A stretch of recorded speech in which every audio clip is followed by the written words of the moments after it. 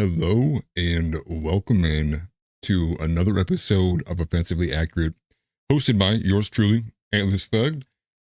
One thing I want to say at the very beginning of this, again, I want to stress my work schedule is wild right now, so I am trying to get back into the normal schedule of putting out the videos that I have been gotten into the habit of making instead of the live streams. We'll kind of pull back on the live streams, make some more of the videos. But with that being said, we have a lot to get into.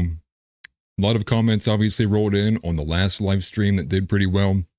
Had a lot of individuals coming in after the fact, after a ceasefire was actually struck between Israel and Iran, saying this aged poorly, this aged like milk.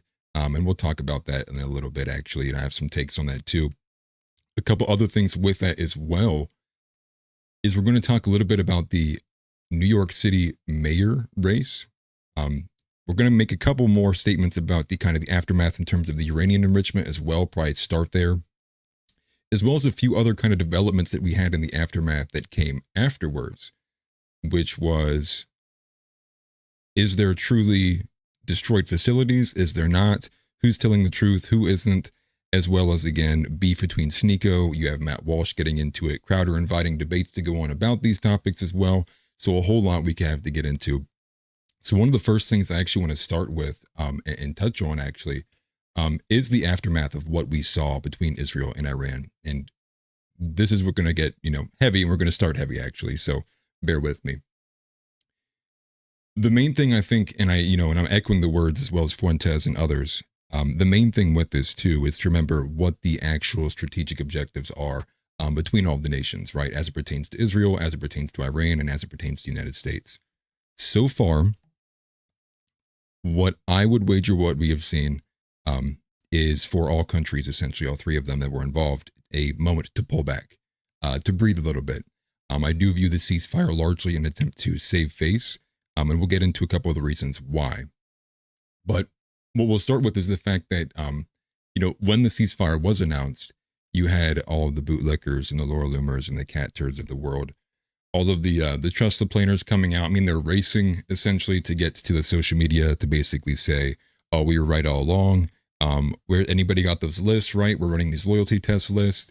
We need to make sure we need to get all these people who we know weren't loyal to Trump. And it's just all this cult-like behavior. You can see it time and time again. You kind of Crowder even kind of targeted this kind of wave of people too in this little video where he invited a few individuals on for kind of debate these open ideas. Obviously not Nick Fuentes not being mentioned there, but you have, like Dave Smith, Steve Bannon, Candace Owens, Ian Carroll, basically, and Alex Jones too. All of the very prominent anti-war voices were largely being attacked because they were suspect of what was going on and pointing out to me what would be obvious kind of disparities between the narrative and what was actually going on as it pertains to the history.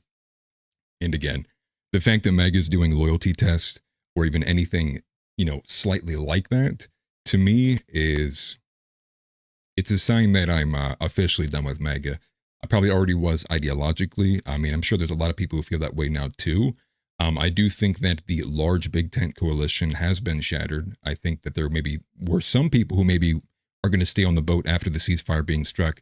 I largely do think the majority of the top has been shattered.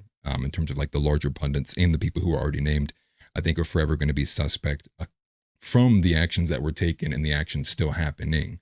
Also, what's everybody who is in chat? I do see some few of you are in there. I appreciate you seeing you always, Marcus. And from there though, you do have the fact of the rhetoric, right? So let's zoom out a little bit. You look at the rhetoric of what we were getting, which was, we're not in a war. We just struck, we just dropped bombs, or what. Now we're asking for peace. We're kind of flipping the table on them. And you kind of get this weird change of the language where we're not at war. But then right after the ceasefire, you get, okay, thank God, Trump put an end to the 12-day war. And so it's like, well, what is it, right? And again, all of this being framing to whatever is going to make their side seem that they were the most right or were right from the very beginning all along. And what you're seeing actually is a lot of battle between credibility, between pundits. So as much as there may be the loyalty tests here where it's who needs to be put on the list, who didn't trust the plane for Donald Trump, is also, I think, a battle of credibility where I do think there are a lot of the anti-war voices who are irritated because it wasn't a matter of them not trusting Trump, but it was more so a matter of their number one priority or number one goal supersedes their belief in Donald Trump. Obviously, not wanting to go into a complete nuclear fallout, I think, should be the priority over being in the good graces of a president who can only serve, a couple more years. And so you obviously have all these clear active efforts online trying to make sure and engineer and craft social perception, the narrative building. You could kind of see it with Fox News as well. And again, there was conflicting information even from the very beginning about the tactical nuke, right? You had like Fox News was pushing that based on some information that we really didn't have clarified from Pete Hegseth as it was, given to the Pentagon officials. But here's where we're going to start. And here's where the real kind of big crux of stuff is going to come in at as it pertains to what's going on with the most recent developments, which is what is the true nature of the damage of the 3 nuclear facilities? I don't know if we really know. I don't know. I've seen conflicting information. Obviously, you have the New York Times and CNN is being attacked by Donald Trump. There's a Truth Social about it. Now, what we're seeing is there was a leak from the DIA, which is the State Department of Intelligence Agency or something along those lines, right? But again, you can never really trust 3-letter agencies. But what you have is a leak apparently from the DIA that was reported on by the New York Times, CNN, I believe CBS News even picked it up as well. And then there are a couple other outlets that are talking about it too. And what they're reporting is actually that the assessment from the U.S. intelligence as it pertains to the satellite imagery and what they've been able to pick up and communicate between Israeli intelligence is actually that it's the complete opposite of what we're being told in the narrative. So the narrative right now is that their nuclear facilities were completely obliterated. They were entirely destroyed and they've been set back. I think the official narrative, what they're saying is like years, or Trump keeps saying like they've forever been prevented from being able to rebuild nuclear facilities, which just makes no sense. And I'm not sure what he's trying to get out of that. But that's kind of the story right now. Now, Trump team and Pete Hegseth and many others in the administration, Pete Hegseth, we have a video we'll watch later on, actually gets angry at one of the reporters because she's pressuring him on this, actually largely on the fact that 3 days prior, there was a bunch of trucks and like Humvees and convoys sitting outside that people initially kind of pointed to, is this them moving their uranium? Which later there were reports that it could be that, or it could have been the fact that they had gotten a bunch of dirt, piloted a bunch of trucks, and went and loaded it in all the tunnels in a way to kind of prevent or brace for the impact a bit more, right? Kind of putting more dirt and soil into the tunnels to help kind of protect the facilities. So there's actually three large facilities. So the DIA report basically says that of the 3 facilities, Nematz is the one that was actually hit. That one was the one that was destroyed. Then you have the report that Fordo was actually, it was hit, but it was only that a couple of the tunnels kind of fell through, and largely they believe that where they hold the centrifuges and where the Cascade kind of facilities are at are largely still intact. And then the one that I can never pronounce is called Esfahn.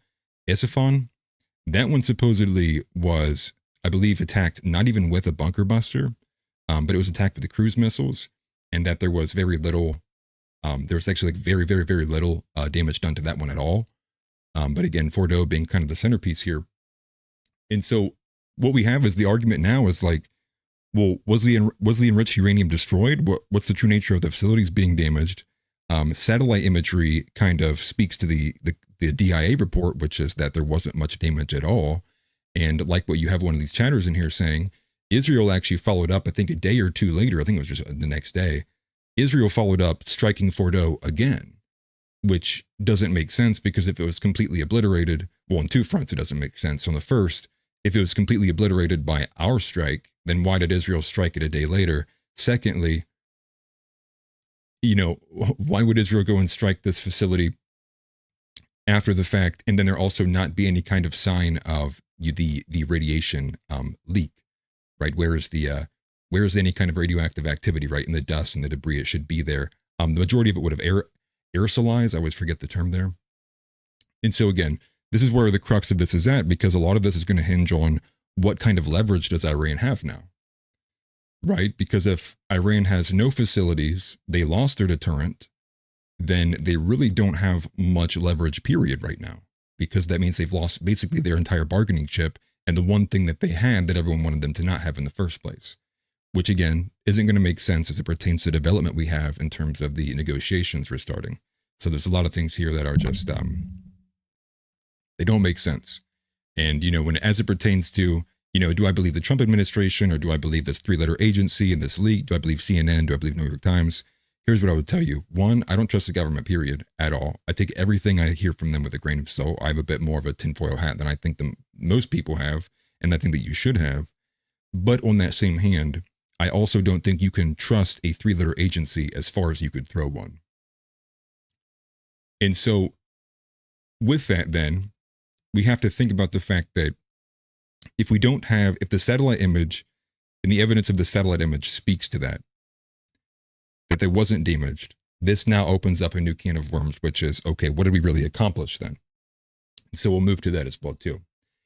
Because if it wasn't actually truly obliterated and all we did was set back the amount of, breakout time for Iran, if they were to decide to build a nuclear bomb and nothing was really destroyed, that means it really only pushed this kind of conflict a few months down the line, which then in turn means we'll be right back to where we were at a few days ago in a few months from now.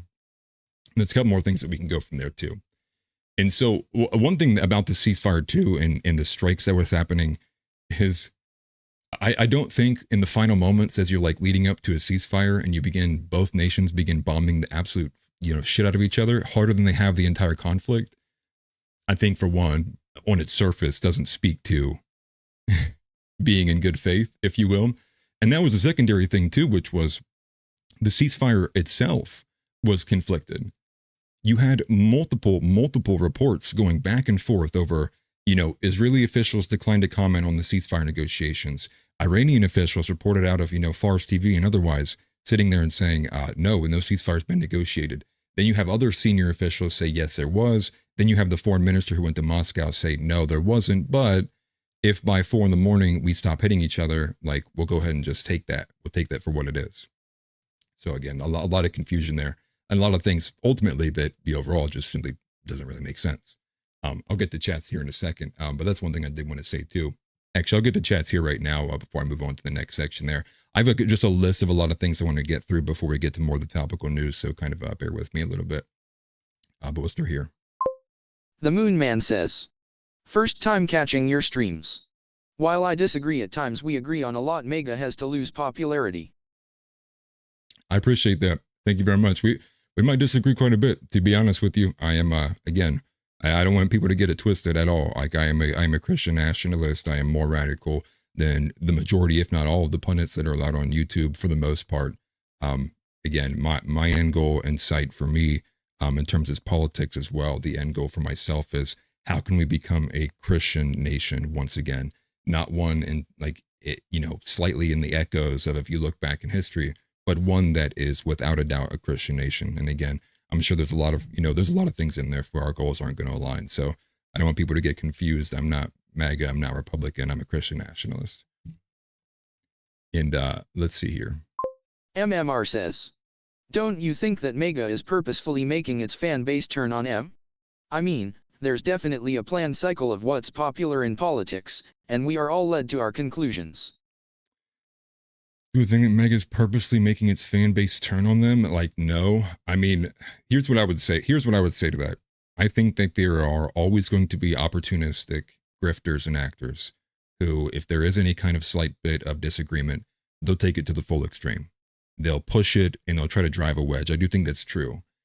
On the same hand, I do think a lot of the kind of from the top down pundits saying, no, don't look here at this dissent. Don't look at what these guys are saying. All of this dissent is actually fake. It's foreign bots. It's foreign this. Actually, it's not real. Forget about it. And I think the truth is somewhere in between. I do think largely a lot of MAGA's actions and Trump's actions at the top led to them being in bad faith with people and having people on their base turn against them.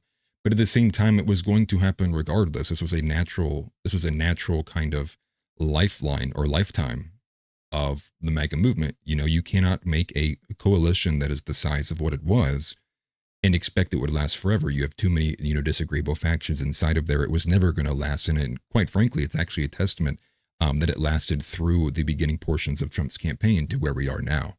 to be honest with you, I think that if anything, that speaks to the fact that Trump is charismatic.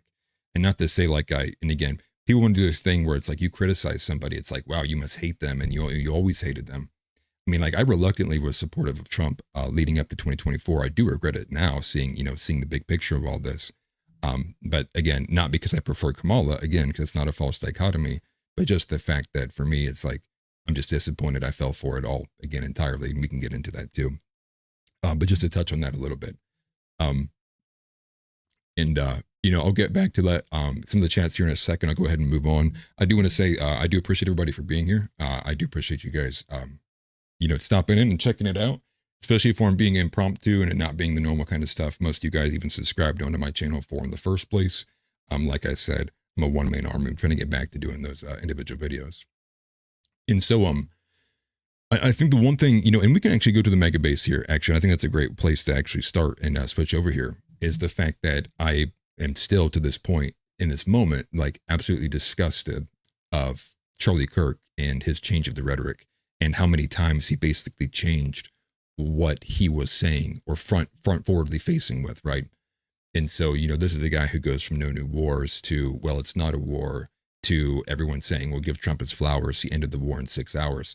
And I think that, again, I think on its surface, I think anyone paying attention can see how quickly that changed. And it wasn't a matter of like defending a principle. It was a matter of staying in the good graces of what the MAGA and the Trump administration was willing to do.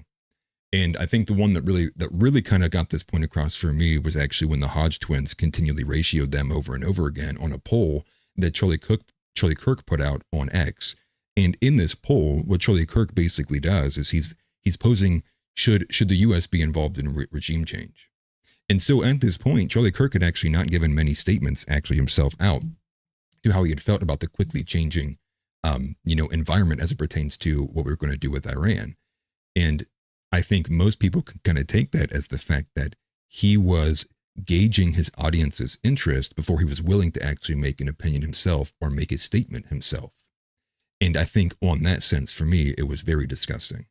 He was willing to, as long as enough people agree with it, I'll go ahead and change my mind completely and I'll go along with it, because what's more important than staying in the good graces of MAGA and being the most popular choice, or, I don't know. I'm so jaded with like the Charlie Kirk and the Laura Loomer stuff, and you can kind of see how antithetical and hypocritical it is as it even goes to like this New York City mayoral candidate, right? Like now all of a sudden we all completely care about what the ethnicity rates are in this country, and that now it's bad that a foreigner is going to be running or holding this position of power. And it's like, yeah, to me, I'm so over it. I'm so tired of it. Yeah, and Jay's right. I catch that comment there. I saw it from Laura Loomer, right? They're speaking out of both sides of their mouths. This is people who are grifters, right? It's people who are like, again, they do this where it's trying to getting clicks. But again, just because the Hodge twins did something that was fake and shitty doesn't take away from the fact that Charlie Kirk was pushing for war, and screaming for it, and waiting for people to tell him, if I see it's popular enough, I'll go ahead and say I'm for regime change too. Like, give me a fucking break, Charlie. What a fucking pathetic Christian. And I think again, and with that too, the part that can't be forgotten is the fact that Trump vocally himself expressed support for regime change, right? Make Iran great again. Make Iran great again, right? I cannot believe that was a real Truth Social post that he had put out there. And again, make sure if you are watching, smash a like button if you enjoy it, or, hit the dislike button if you hate it. Don't really care. And so again, I think on its surface, most people who might not be politically inclined or paying attention to the degree I think me and everyone else might be in here are doing so in terms of politics, what you end up thinking is you go, wait a minute, America's a hellhole. We haven't even made America great again yet. Who the hell cares about making Iran great again, right? Like, you mean our country that we still haven't gotten to mass deportations about, where the Epstein files are just basically off the table anymore and most people kind of just gave up about ever getting them? What else could we go with of these promises that we've not gotten yet? Right? What else can we go with? Right? And it just continues down this path, right? And so I do think part of that, I do think there's a little bit of a co-opting there, where I do think because MAGA was obviously trending, right, but not for make Iran great again. It was trending because most people were saying make Israel great again. Then maybe there's a bit of a co-opting there from Donald Trump, but maybe not at the same time. And then they're kind of moving to these positions of like, why shouldn't there be a regime change? Why shouldn't we have a regime change? Now that I think about it, this kind of, the suicidal death cult that is, extremely irrational and can't be trusted with nuclear armaments. And that's a whole other, and that is a whole other section of this that just, again, cannot be understated enough. Because what we have here is, and this goes to the theatrical nature of the fact of how Iran responded to the United States, which was the whole rhetoric and the narrative that we're getting of why Iran can't have nukes, right? Right, we're going to the foundation of the argument. And Trump's been saying this for 10 years, whatever the hell they're saying. Okay, right, Trump, they can't have nukes because they're a suicidal death cult. Can't be trusted, they're irrational, they're zealots. Okay, sure. Then can someone explain to me then why when we struck them and tried taking their nuclear facility program off the face of the earth, that they responded by telegraphing their strike 12 hours ahead of time and then letting the United States know way ahead of time through diplomatic channels? Because that seems like it was restraint to me. Them calling, hey Trump, can we make sure that we're not going to, we don't want to hurt any Americans, but we got to make sure we save face, because no way you can bomb us like that and we don't do nothing, right, man? So go ahead and get you guys out of there. We're going to, we'll hit it later on. That's what a suicidal death cult is like supposed to be doing. Again, like, you have to be extremely willfully ignorant to be told all of these things and accept them at face value and then look at reality at the same time, because they're not matching up, right? These things are not matching up. And so from there, again, so many things continue like this, right? Where it's not matching up. There's what you're being told, and then there's what you can see on the ground, right? Not matching up. And it's not like we have hardcore confirmation from a lot of these things too. And it's not like I'm going to sit here and tell you, you need to go listen and believe in a left-wing publication, because that shit's trash too. And so, so we have regime change, right? The change of the rhetoric. You have this supposed restraint. And the thing is too, is like, if you go look at the history of Iran as well, right? So the last 3 major times that we kind of had these provocations with Iran. So let's do a little bit of a history lesson, right? So in 2020, when Trump had assassinated Soleimani, right? Soleimani, who is the architect of the 3 H's. Okay, Soleimani is the man who is behind the Hamas, the Hezbollah, the Houthis, right? He is the, what do they call it? The axis of resistance, right? He's kind of like the guy who built these up. Trump assassinated him in Iraq during peacetime. And again, when Iran responded, they telegraphed their attacks ahead of time and killed nobody. And then you go to 2024, this last year in April, Israel bombed their consulate when they were in Syria, killed 6 of the Iranian Revolutionary Guard. And you know what they did? They telegraphed their missile attack in response and again killed nobody. And then a couple months later after that, in July, Israel assassinated the leader of Hamas, Ismail Haniyeh, in Tehran on the inauguration day of Iran's new president. And then you know what they did then? They waited 2 entire months before once again telegraphing a missile attack, killing nobody. And, you can kind of track this, right? This is the restraint that's being shown in major provocations from, in Iran's responses to Israel's aggression as well as others. But somehow I'm supposed to believe that this is the regime that's led by a suicidal death cult. And the thing with it too is this again goes back to the fact that a lot of these conservatards and these pundits and just people in the news media in general, they take advantage of the fact that they know the average person's not going to look something up on their phone, that the average person's just going to simply take at face value what is being told to them. And they abuse that and they weaponize the average person's incompetence. And you get these just miserable narratives that can just be pushed through, on these different ends. And it is ultimately sad because they are weaponizing the fact that they know no one's going to go and, and Google any of this stuff. And you think about just like the way the government's even set up in Iran as well, which is they have a parallel kind of structure here, right? They have the Iranian president and the Iranian armed forces, which is like one that's like the more moderate left wing. And then you have the right wing, which is the Ayatollah, right? It's the supreme leaders who you see about in the news, right? The mullahs, which is their more radical side of the government, which is going to be like the IRGC, and all the commanders, and largely the majority of who Israel's been targeting with their decapitation strikes and their assassination strikes.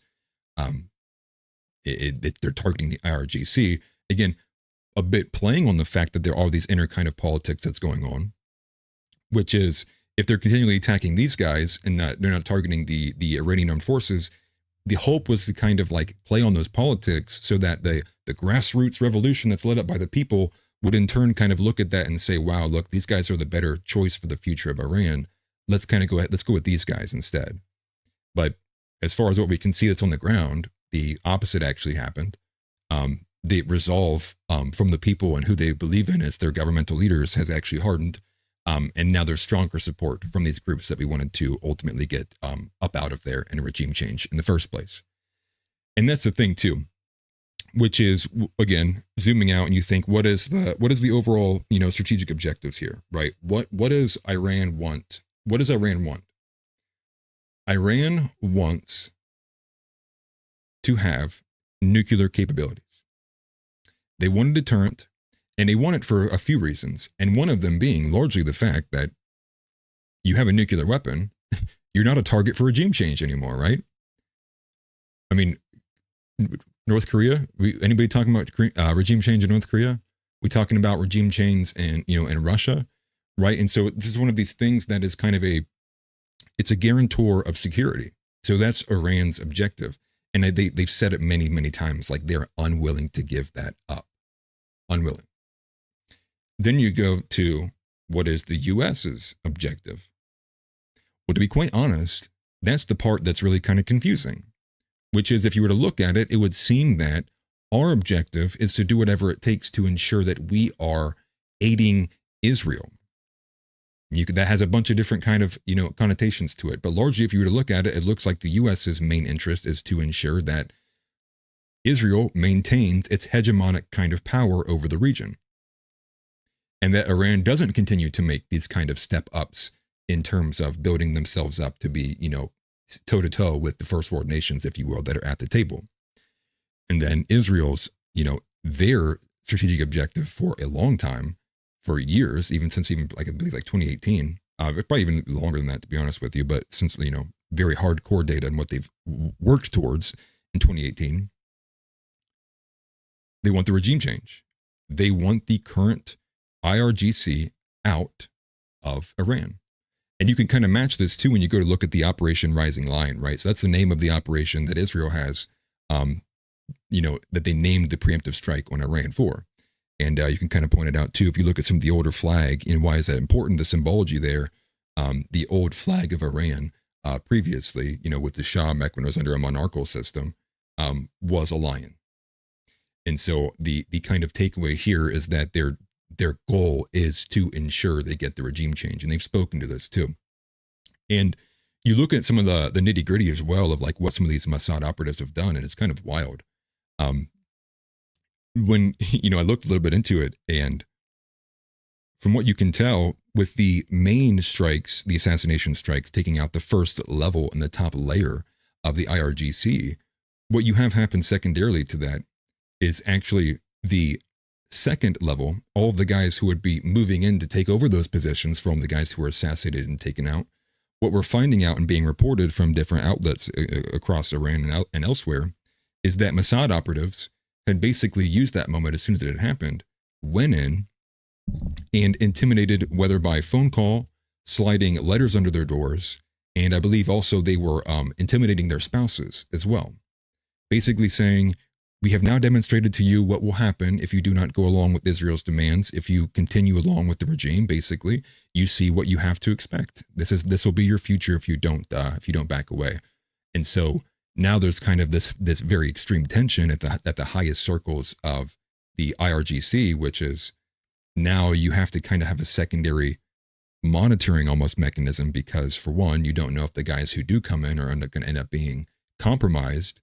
And also too, there's some guys who may just say, I'm done. Like, I'm out. I don't want any part of this anymore. And then you lose your second tier. And now you're kind of like, you are in a very, very, very tense situation where you don't know who to trust, bringing the people up.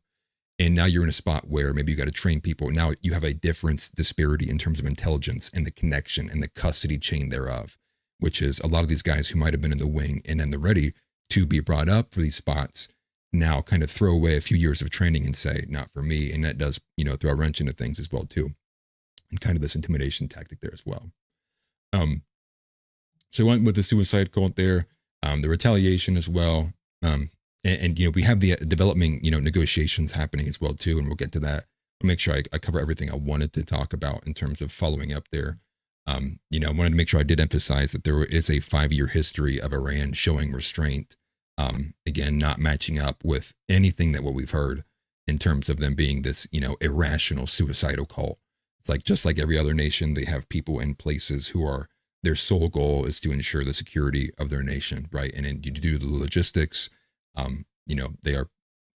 they're clearly operating as that nation too, right? And especially you can see it in their theatrical performances in terms of response back with the missile strikes. And, again, ceasefire wasn't even real. That's a portion of it too. You have also the fact, again, reiterate this too, Israel is the driver of the conflict. They knew they could not finish the war by themselves. And the thing that was quickly approaching too, and why I think the ceasefire ended up occurring, was it was quickly looking like it was becoming a battle of attrition, with the United States kind of fighting an internal battle, a PR battle, with do we actually go ahead and go to war, trying to make sure you have the sentiment there before you basically lose your whole entire base. And what you end up, what I would imagine would be in terms of the expense, because we were looking at around $200 million a day in terms of what Israel was having to spend in terms of its missile defense. And if you're familiar with it, it's cheaper to send the missiles than it is to intercept them. And sometimes when you intercept a missile, you end up having to fire a couple. So it ends up becoming very expensive to defend yourself, and it's a lot cheaper to be on the offensive. And if it did turn into this battle of attrition, Israel is basically going to run out of money, run out of munitions, and they would basically be leveled. And that was kind of like the approach it was building up to at that point. Iran being able to deal with a good bit more.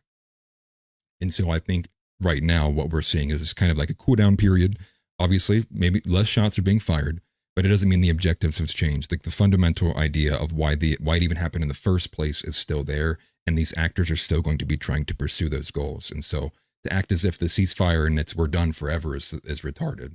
And you pair that with the fact that we don't know for a fact if the nuclear facilities were destroyed, and two, even if they were, we're seeing that we don't even know if the enriched uranium was there or if it was confirmed destroyed, if they had moved it to another location. And again, the part of it has to be you have to act in the fact that you don't have all 100% intelligence. So who's to say there's not a fourth or a fifth, secret nuclear facility, maybe one that's a lot smaller in scale. And you kind of have to almost operate that these things are true to have a full range, a diverse scale, and a comprehensive understanding of where all of the pieces are on the board. Because again, this is a military conflict. It's just in a cool moment now. And I think what you'll see beyond that too is, and again, I think it'll only be a couple of months before we are probably right back into either a pressure campaign against Iran, because I do agree with Nick on that, or in terms of what we have with the Iran pulling out of the JCPOA at the end of, I think it's October. And that's again part of the NPT and being monitored by the European nations for their nuclear program too. So there's, again, so many moving pieces. And so people keep taking these victory laps as if it's over and done. It's not enough confirmation. We don't have all the full scale of the details yet. So please stop doing victory laps right now. Because again, the overall goal still is ensuring that if possible, 0 American lives are ever at odds or ever being lost. And two, beyond that, obviously wanting peace and preventing the pending World War III taking up the next step of escalation, which is already going on. And so I did think that was a little wild, right, too, with the Mossad issuing threats there as well. And so let me make sure I cover a couple other things. We'll get into the topical news here in a second. Let me think I'll spend some time actually going to some of these chats, guys. Let's go ahead and try this here. 2 days, 1 night says, in NYC, this smearing campaign is getting crazier by the day. Am I living in a plutocracy, not a democracy?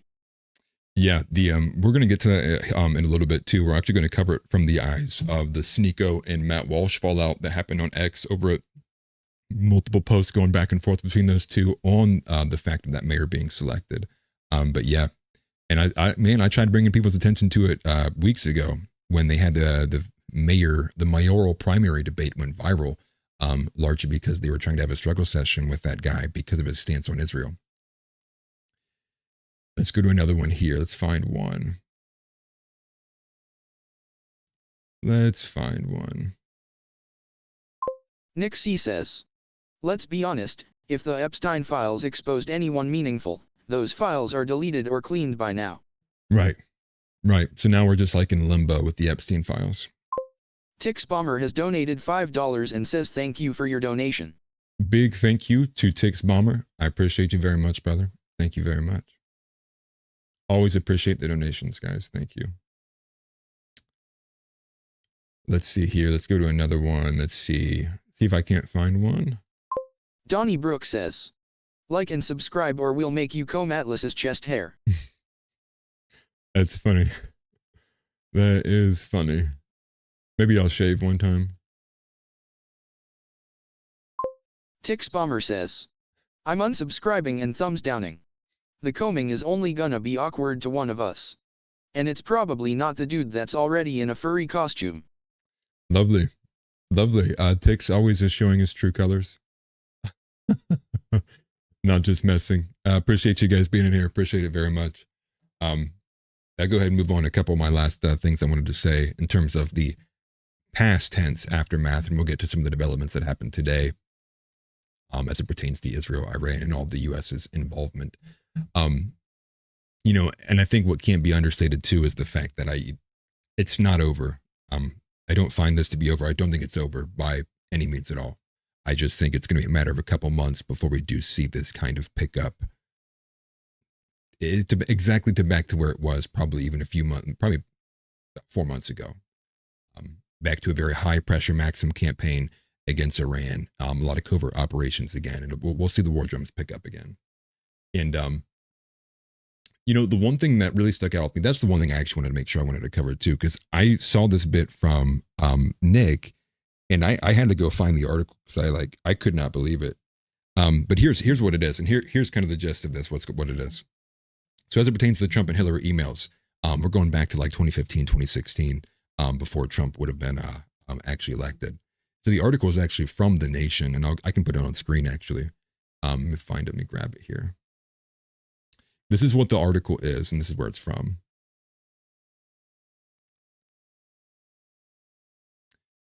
And so this is what it is, right? So it's from The Nation. This is a left-wing publication.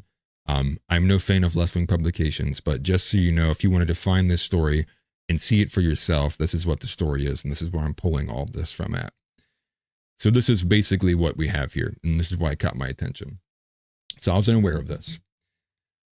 So allegedly, Trump got his information about the Hillary emails from WikiLeaks. That was supposedly where it came from. But Roger Stone apparently knew about the content of the emails before it was made public. And we know that because he went and Googled it from his computer in May of 2016 after a meeting with one of Netanyahu's top guys. And so again, that's all from this article here.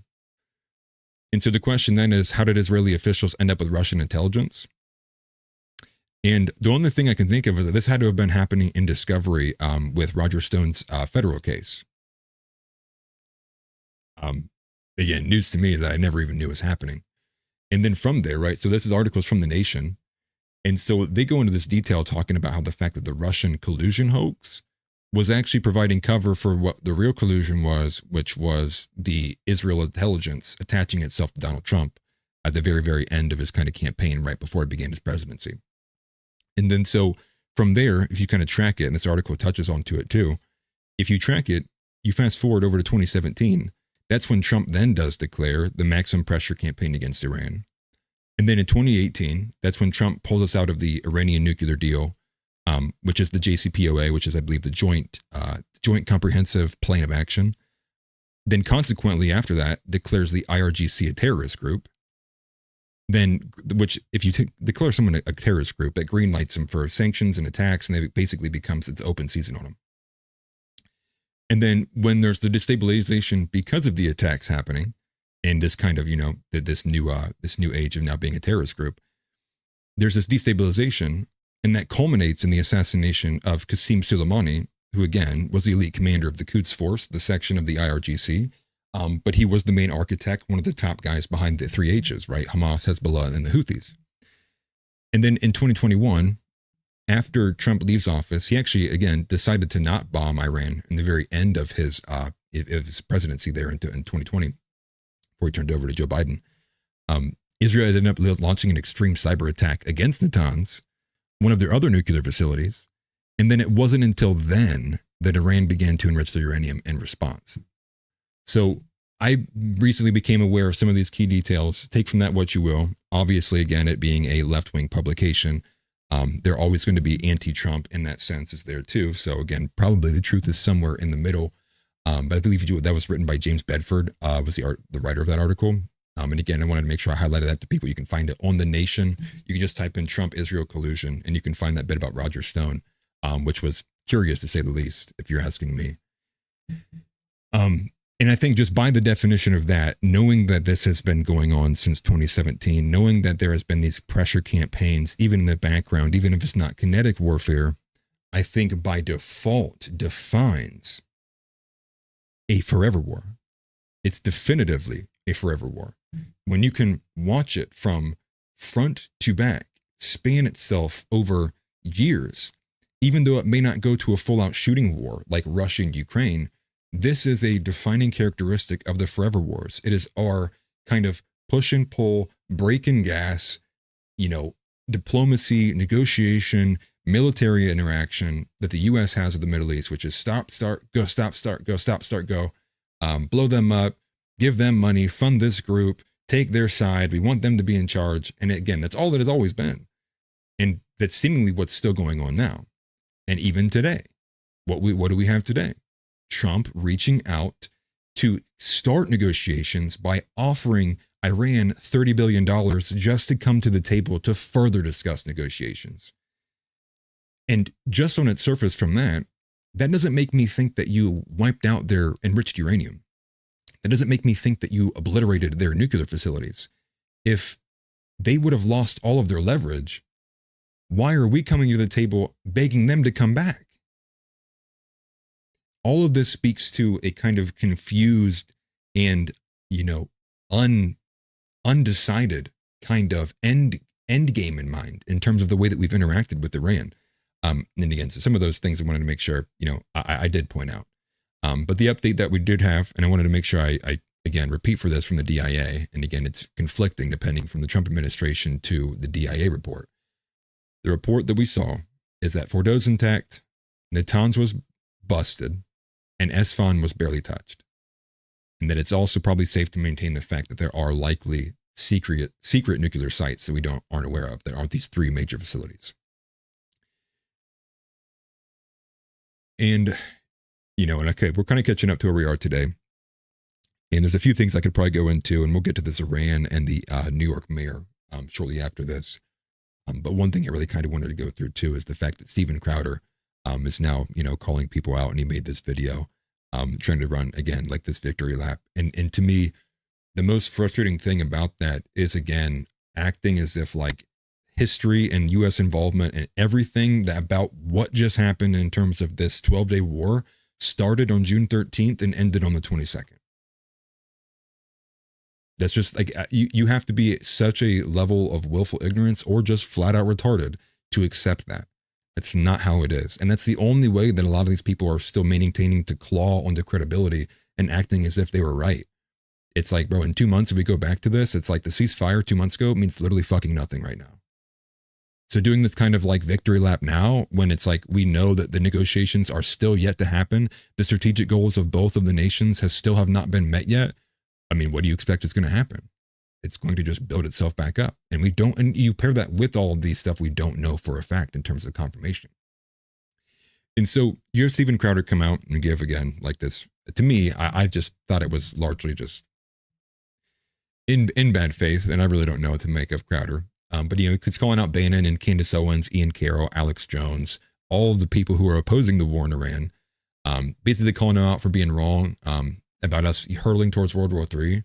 I think he was making points that they were being manipulated by the algorithm, that they're provocateurs, right? That they just like saying things that'll get clicks. Yeah. Imagine saying that we're not hurtling towards World War III when, for one, the ceasefire has been in effect for a couple of days, if that. Two, 2 weeks ago, Israel escalated the conflict against Iran with a preemptive strike, and the most escalation we've seen overtly in the last 20 years.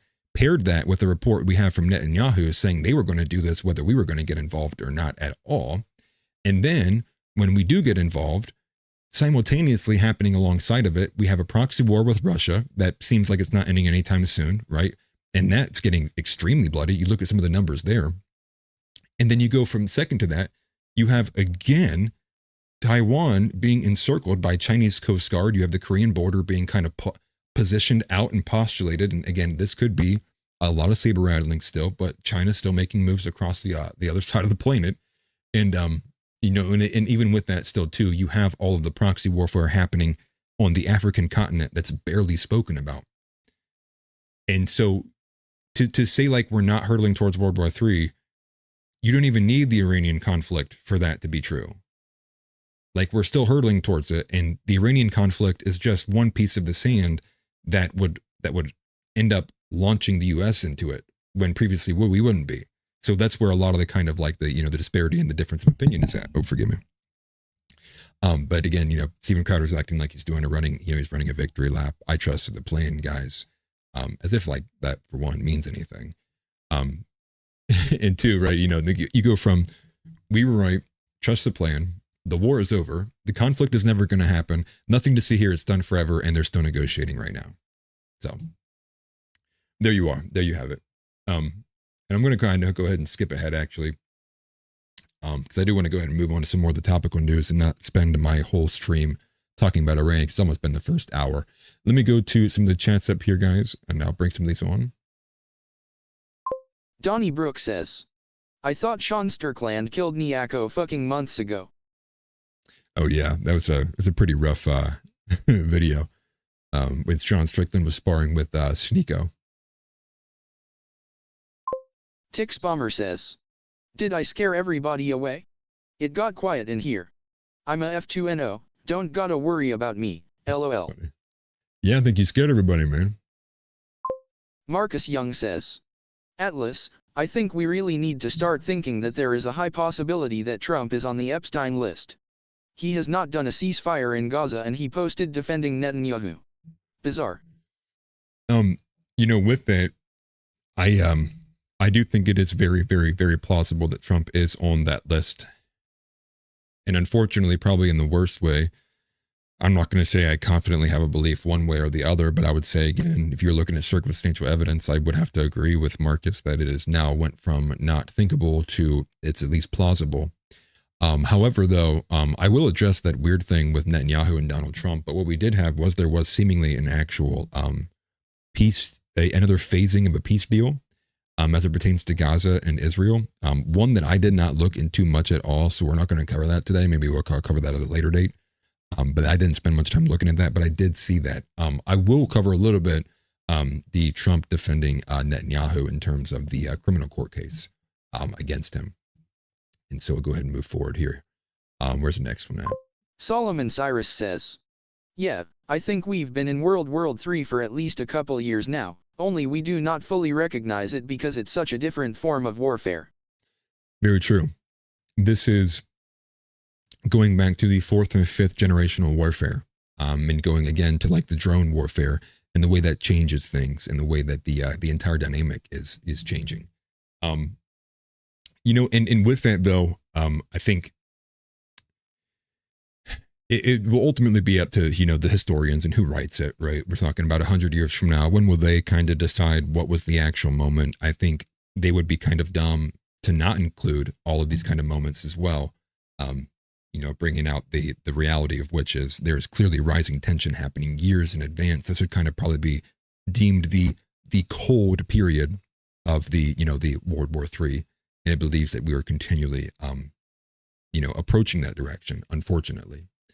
But with that, though, I want to cover some of the up-to-date stuff as well. So basically moving away a little bit from the older Israel-Iran news stories and some of the more recent ones, and some of the newer developments and updates that we have pertaining that. So one thing that caught my attention, actually, and is being reported by the Tehran Times, is that there was a false flag operation scheduled to happen.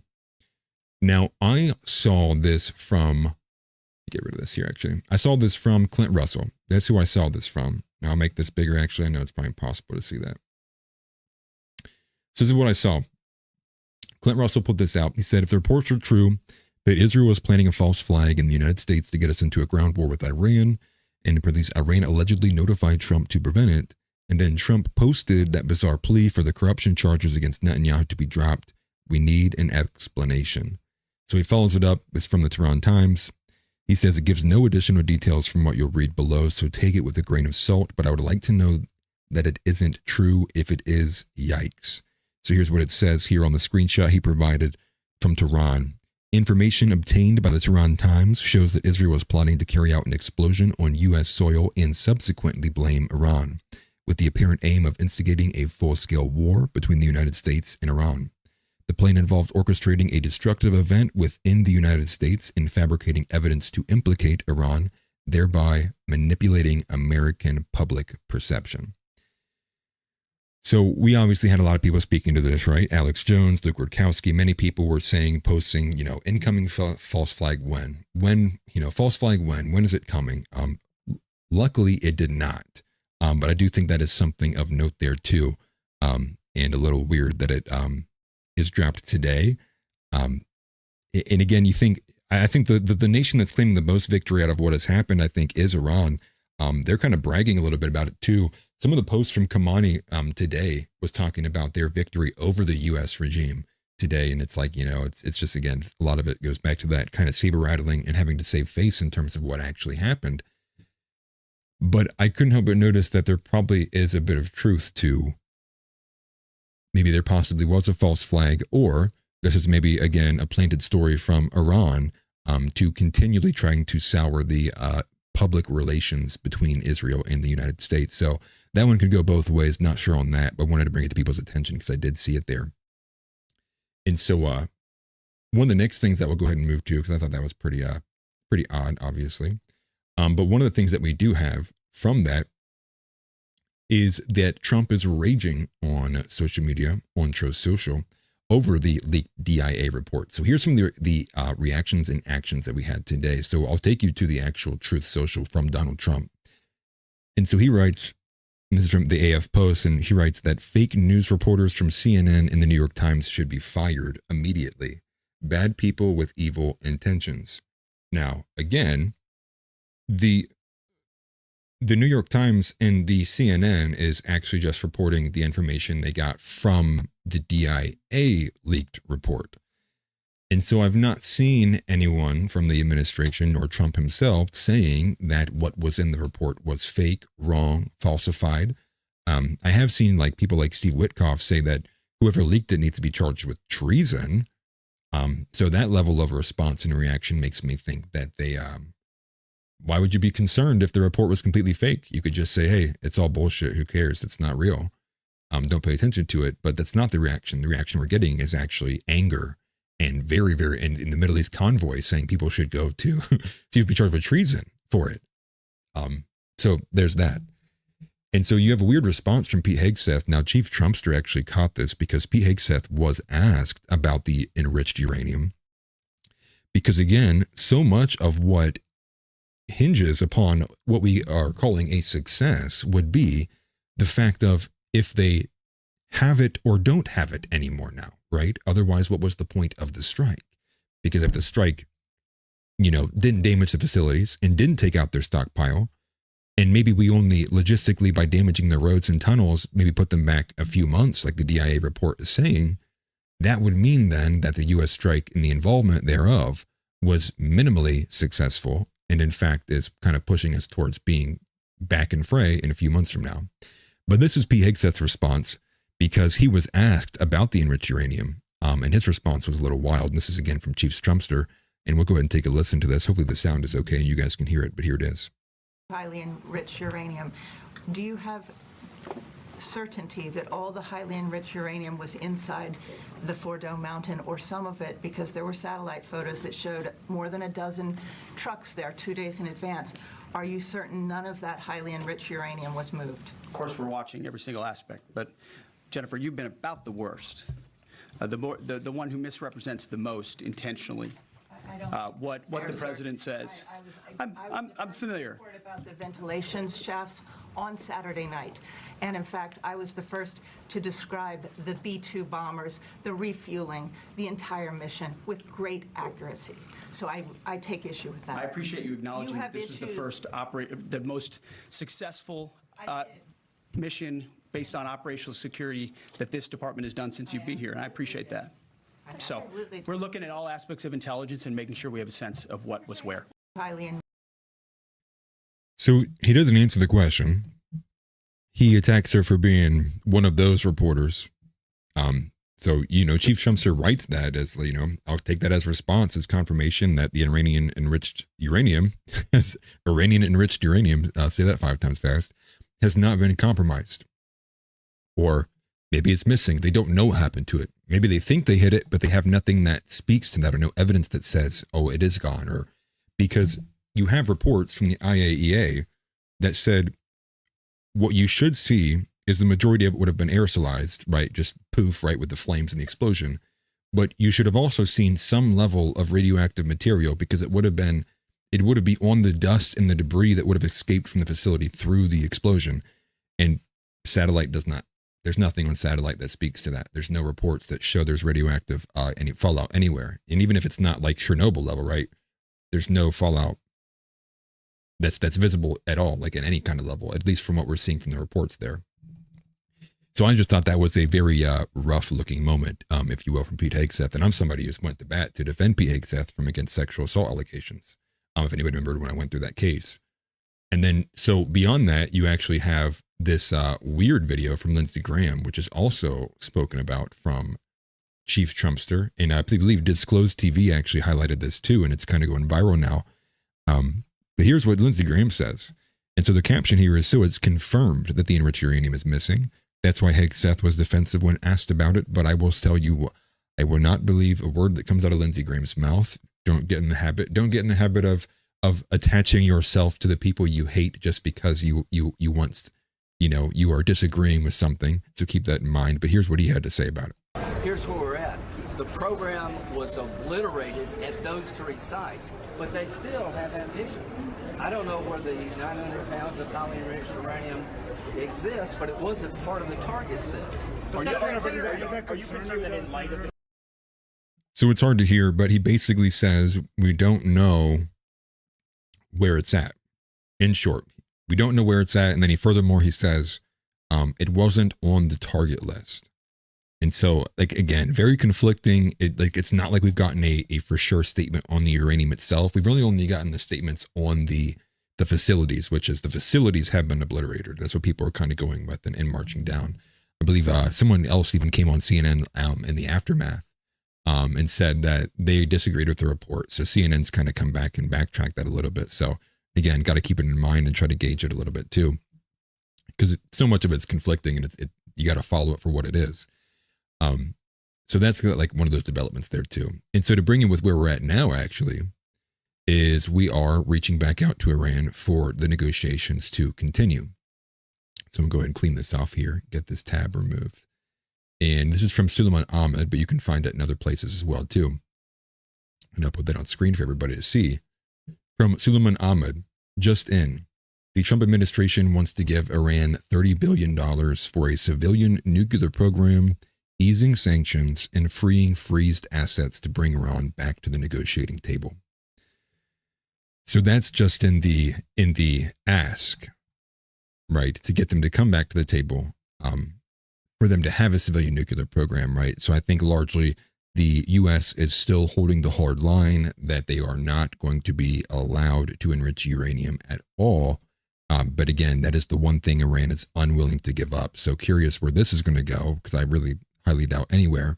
But CNN writes here that the Trump administration has discussed possibly helping Iran access as much as $30 billion to build a civilian energy producing nuclear program, easing sanctions and freeing up billions of dollars in restricted Iranian funds, all part of an intensifying attempt to bring Tehran back to the negotiating table. Now, again, what I have to highlight with this is if we had a successful strike on Iran, what are they leveraging against us? Why is the United States shelling out $30 billion just for Iran to accept coming back to the negotiation table for the further items down the list? I don't know. I literally don't know. And to me, I think just this kind of outreach by itself, I think speaks to the fact that the U.S. has fears that we did not 100% take the nuclear program off the face of the earth. I think that is specifically why we are seeing this outreach and an attempt, and maybe the first time in a long time, to come to the negotiation table with Iran in good faith. I don't know. But again, maybe this is another fake deal, right? Another fake deal so Trump can rug pull again and act as if we're trying to talk, only to kind of be behind them and bomb them in the meantime and kind of get them to lower their guard. So I thought that was a little wild. But hours before this, though, Iran actually signed this motion into law, which is actually going to end their cooperation with the IAEA, which again is International Atomic Energy Agency, who are the ones who do the monitoring of the centrifuges and the uranium levels. So if they're not going to cooperate with the IAEA, and they're going to pull out of any of these inspections of the nuclear facilities, this is pointing itself to the fact that Iran has decided ultimately that there's two things really. One could be that they are deciding ultimately they're done entirely. I'll put it on screen, actually. I might have had it on there. That they're done entirely. They're pulling out. They were halfway in with the Iranian nuclear deal with Obama had it. Everything's going to get pulled out. Now they're under constant maximum pressure campaigns. They say, boom, done. We've decided we are going to, as a nation, pursue the one deterrent that will provide us security against all the first world nations. Or you could also see this in the light that you agree with the Trump administration and say the facilities are destroyed.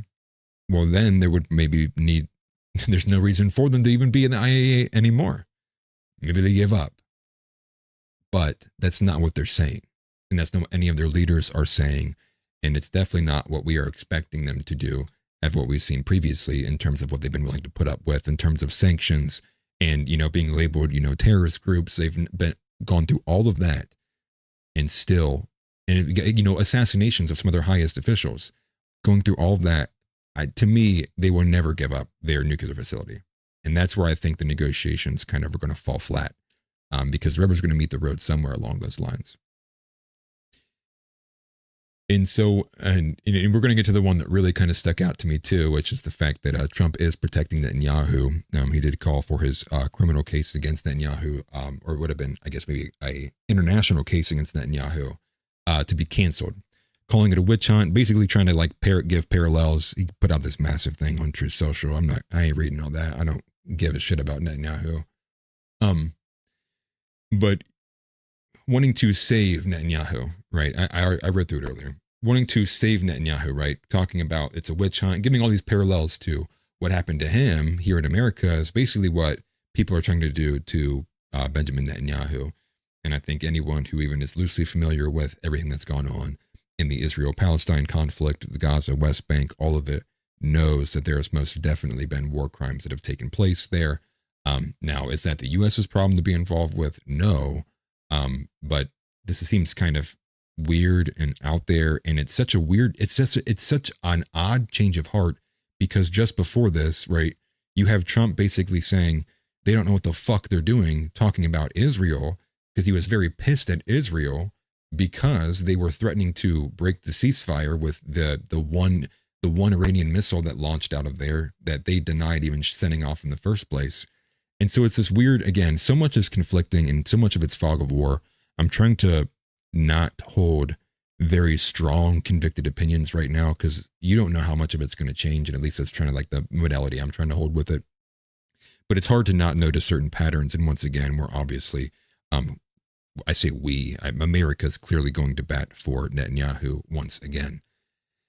Which brings us to what we're seeing with the New York City mayoral race. which is the fact that Andrew Cuomo, as far as what it seems, has lost the primary to, what's his name, Zohran Mamdani, that is causing the internet to spurg out because people are not wanting this Indian, Ugandan, supposedly Islamic individual being the mayor of New York. So Matt Walsh and Sneako got into it. People have been going wild online. You have people calling for, why is there no laws against dual citizens holding office, yada, yada, yada. You know, people going out and going crazy about that. And I think one of the funnier things with it too, actually, is the fact that this guy's going to bring about Sharia law. You know, it's kind of getting like these super boomer takes just because he's Muslim and like he's Indian. He's very clearly looks like it. And, but the reality is like, he's an extreme lib. I mean, like he's more progressive than your average Republican. Like this guy's not bringing Sharia law at all. So you're seeing all these weird memes and photos being posted of like the Statue of Liberty with like a hijab on. And it's like, bro, like this guy doesn't even make his own wife wear clothes. Like he's not like chill. Like, you know, like you have to be a super boomer to like just like see those things, or just like literally not pay attention to an ounce or read at all to have an understanding of who this person is. So with that though, some of the bigger beef that's come out of that actually is the fact that Matt Walsh and Sneako have been dunking on each other for 2 straight days now over this issue.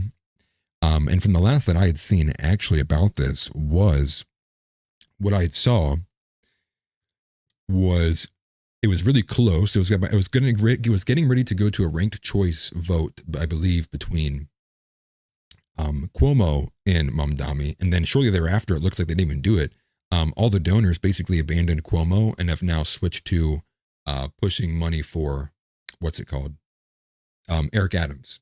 So basically in the final minute, all the donors behind Cuomo looked at him and looks like he's not going to win. They basically all backed out. They threw all their support behind Eric Adams, and that's what it looks like. It's right between Eric Adams and this Zamdani guy, or whatever his name is, Zohran Mamdani. It's hard to remember what his name is, man. It's like, it's so un-American. So here's where we're going to start, actually. So go ahead and put that on screen. This is one of the first things here because Matt Walsh quoted Sneako congratulating Mamdani. And, you know, it's just a funny kind of back and forth here between Matt Walsh and Sneako. But here's the clip, and this is, you know, Sneako congratulating Mamdani. Hey, didn't see you there. Congrats, though, to Zohran Mamdani. It's not over yet, but it's looking like he won the mayoral race in New York City. We were all over every borough today seeing people super excited to go out and vote. I supported him because he's the only non-Zionist candidate on that stage. I thought you needed to be bought and sold, but people are energetic. People are tired of the Zionism, and I'm excited to see what he's got. I'm not a socialist myself. I don't want everyone to be a communist getting free stuff, but I think he has some cool ideas. Hopefully he can do the best, man, and wish you the best of luck. If you do win, New York is with you, and we want you to do well, man. Hey!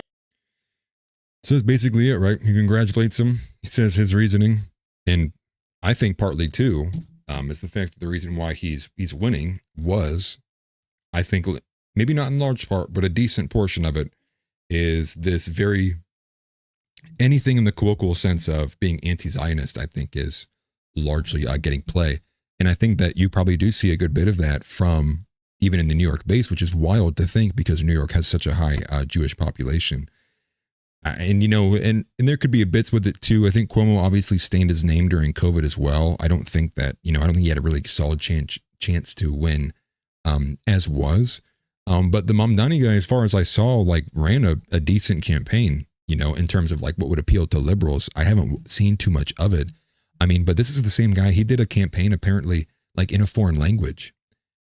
Was, you know, it was weird. You know, obviously I opposed that. And, you know, I don't want this guy running any position in American office, right? And not like I'm going to sit there and root him on just because I'm, you know, so tired of the Israel and co-opting.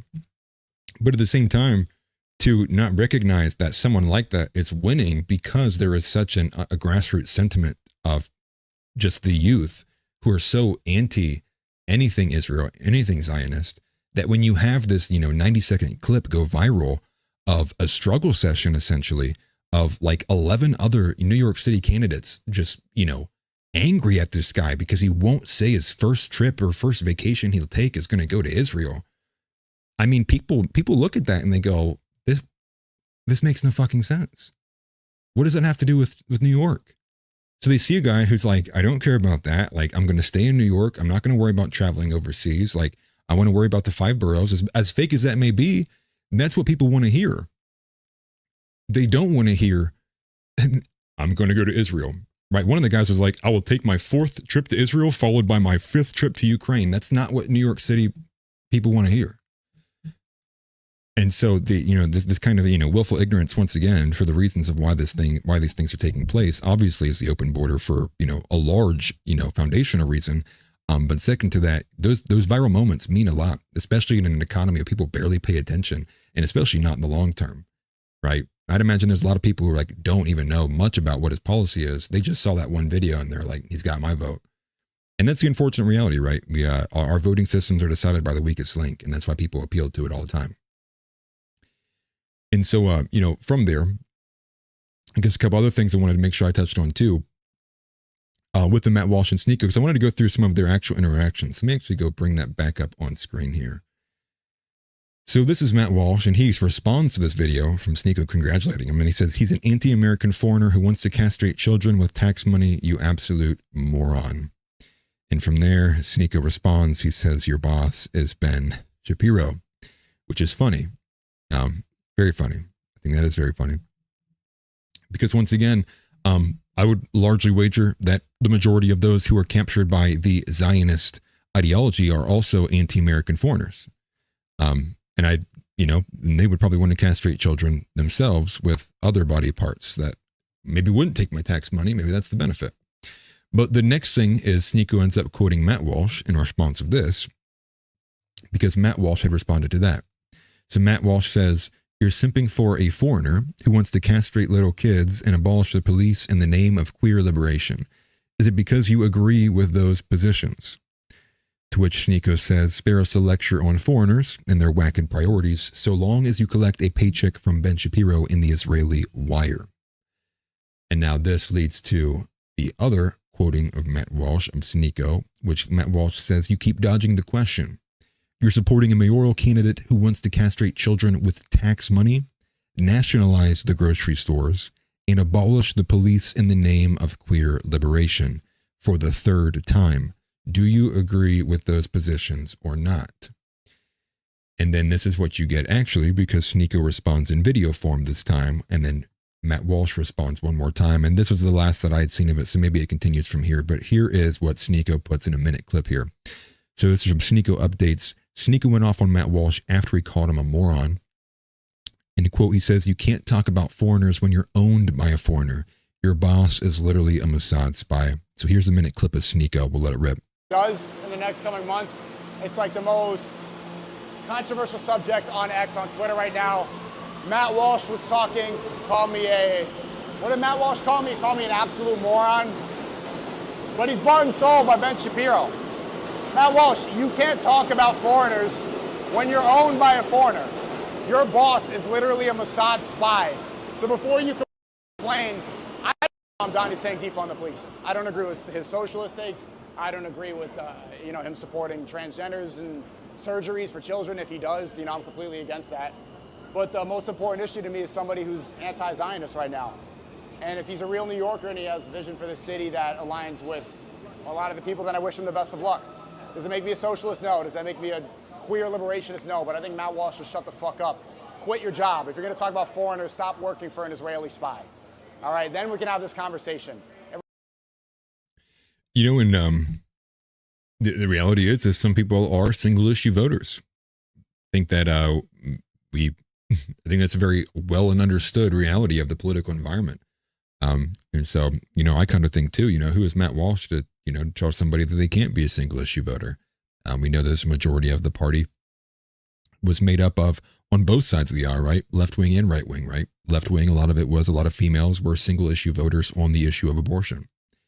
And then on the right hand side, a lot of individuals were single issue voters on deportation, where they end up in a situation where one issue to them matters so much more than anything else combined that they were willing to vote, even if they have to hold their nose for somebody, as long as they speak valuable propositions to the issue that they see as being the most damaging or the one that needs the most priority.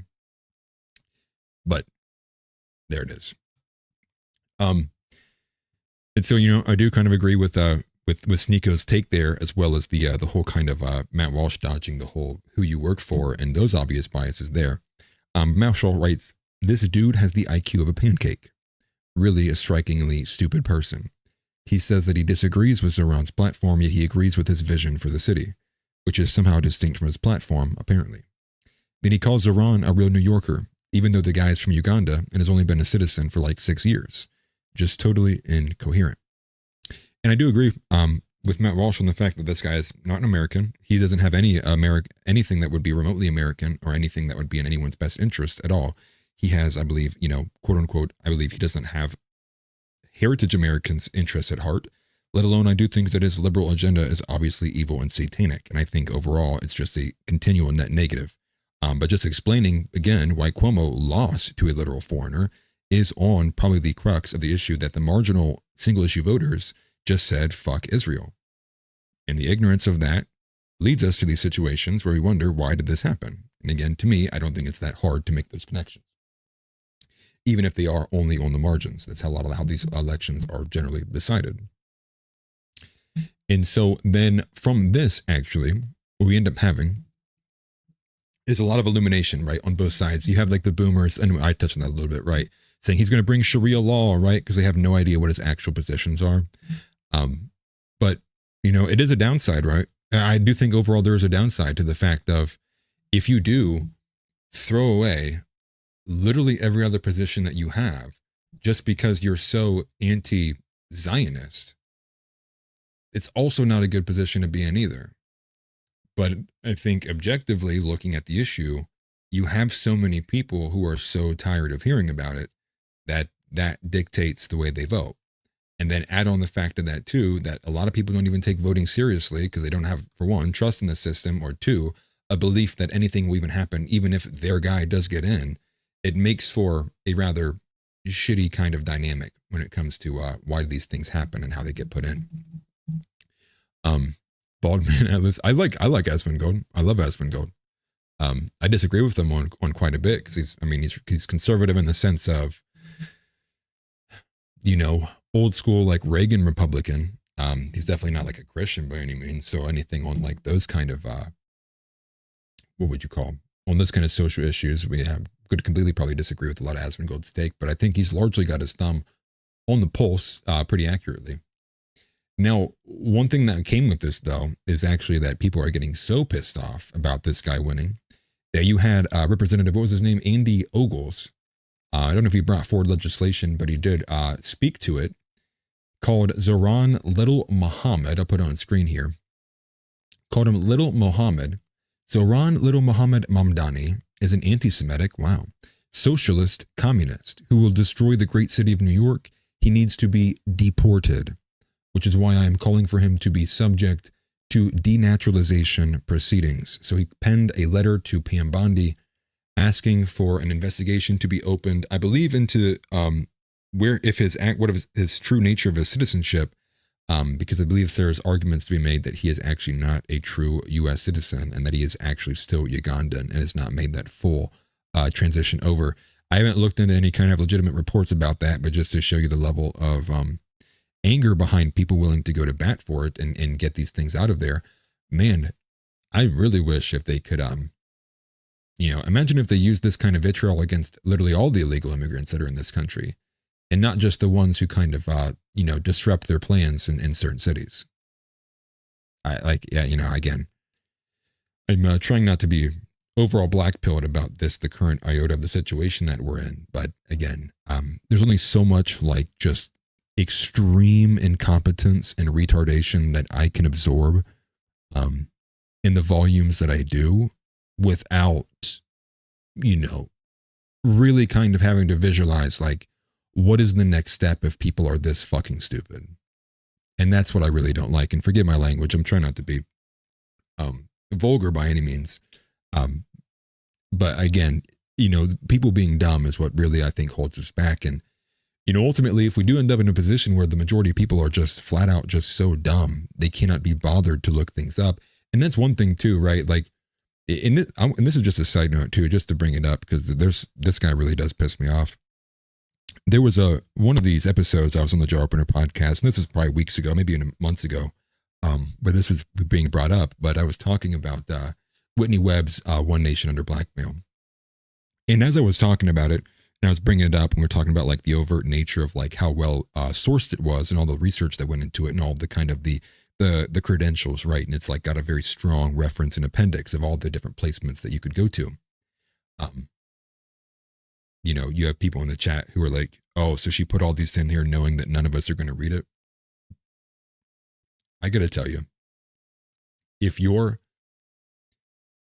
prerogative, when you see a large appendix list from somebody who is making some very extreme claims, some claims that are probably so much so that if they were to be actually true, you could imagine that your life would actually be in danger for bringing light to them. And you go to the effort of putting that forward and building out this reference list, and someone says, yeah, she did that knowing no one would click on it. It's like, have you reached the point where the automatic assumption is that the average person's not going to interact with the actual sourced backing of the material of which they are going to argue from? I mean, that's just sad. I mean, I saw that and I about wanted to end the show and quit streaming it forever. Because what was the point? If people are arguing that Whitney Webb's work is worthless because the average person's just simply not going to read it because they can't be bothered to be read, but still argue with the fervor that they're right, what do you do with that? This is what the left is, right? This is what everyone says their problem is with the left, is that they're unwilling to look at the actual original source material and say that they were wrong. It's exactly what this is what the people on the right wing are doing when it comes to, you know, the blackmail operations. It comes to Epstein. It comes to the investigations we've not gone. It comes to actually having to turn the principle on your guys. I mean, to me, that was just like, that was a strong black pill. But again, this individual, you know, says retarded shit all the time, so can't too much socket to it. But one thing I did want to bring attention to, and this is a video, it'll be a bit more entertaining actually, is Sneako, and on the same stream, I believe it was the same exact one, because it looks like it's the same location. He apparently met a groiper in real life, and they had a little conversation about Zohran Mamdani. So I'm curious what you guys think about how this conversation went down. About 2.5 minutes long. Hopefully the volume is okay. I can't turn captions on, I would otherwise, but let's take a listen to this. Because the groiper gives his opinion on the mayoral candidate. So put it on screen. Here we go. So what do you think about Zohran Mamdani, the new mayor? I just feel like it's another chapter in the never-ending story of virtue signaling, and like nothing's actually going to get done. It's just going to be more of, you know, we're a sanctuary city and defund the police and the same shit. Yeah. What was the sanctuary city about? What's that? Just that basically the entire world is welcome to, you know, make their home in New York. We have a lot of hotels that are being filled up. I didn't like that. I like that about Eric Adams, is he took a lot of heat for that. Yeah, I guess. I mean, I feel like towards the end, maybe because, you know, we saw that Trump was taking office, and he said, okay, I should maybe recalibrate a little bit. This was definitely a response to Trump being elected. So, I think so. Is there anything you agree? I want you to break it down. What do you agree and disagree with Zohran Mamdani? Well, I like that he's not owned. You know, like when I saw him in the debate stage, right. He was like, Do you guys think all groypers look like this? 1, if yes. 2, if you think there's more groypers than people realize and they're not all kids. I'll keep playing it though. Like, I'm not going to Israel. I was like, okay, that's cool. But then it'd be nice if he wasn't owned and then had policies that everyone in the city could unite around. But I feel like it's not even all liberals. I think it's a section of liberals are super devoted to what he's saying. And then there are other liberals that are not so much. And then all the conservatives obviously don't like him. But I just don't think he's going to be a unifying candidate. And I think the message, you know, again, defund the police. This is stuff that in 2020 they were promoting really aggressively. Didn't work. Yeah. And so why are we going to continue that? It doesn't make sense. Well, he definitely did a campaign on that, which I like. True. And I think it's important now we try to push him in the right direction, right? Because you're right, he's not owned. Let's try to red pill him before he gets into office. I guess, but see, I feel like that's the liberal side of, like, you know, when people that support Trump, they're like, all right, if we just explain really hard, you know, what he should do, then he'll listen. I tried. That was my goal. And then you saw now we're in a war with Iran. Right. And then I saw you're on the Yay campaign with, you know, Nick and them. And I mean, it's just like, there needs to be a viable alternative for sensible people. And I think maybe people on the left see Zohran as that. People on the right definitely don't see him that way. It's nice, though, to actually see someone speak their mind. So even though I don't agree with most of what he believes, I like that he's not owned. What's one message you would say to Zohran Mamdani if he was watching this? You know, he just won last night. I guess include white people in your, the list of people that you care about. Like, please don't make us an afterthought. That's basically it, right? So he's arguing that, you know, he's a conservative, but he says that he thinks that his main reason why he likes him is because he's not owned. And I think obviously what you take from that is he's not in the Israel or the APAC side of the aisle. But you know, you're right. I did see that from Ronnie. Maybe he is fake. Maybe he's not an actual true groyper. Again, who knows? I don't even know what's the Turing test, right? What's the loyalty test on that? You know, if I hold a piece of paper up to this guy and it turns red in 3 seconds, is that how I know he's a groyper or not? Like, I don't know. I do think that there is something to be said about, I think there is a lot of the energy behind Nick Fuentes' movement is young, but not to say it's all young. I just do think a majority of it is young. And I don't think that's a bad thing either, because I think that that's very, very important. And I think that we do need somebody who's forward facing to the youth. And so that just caught my attention as well.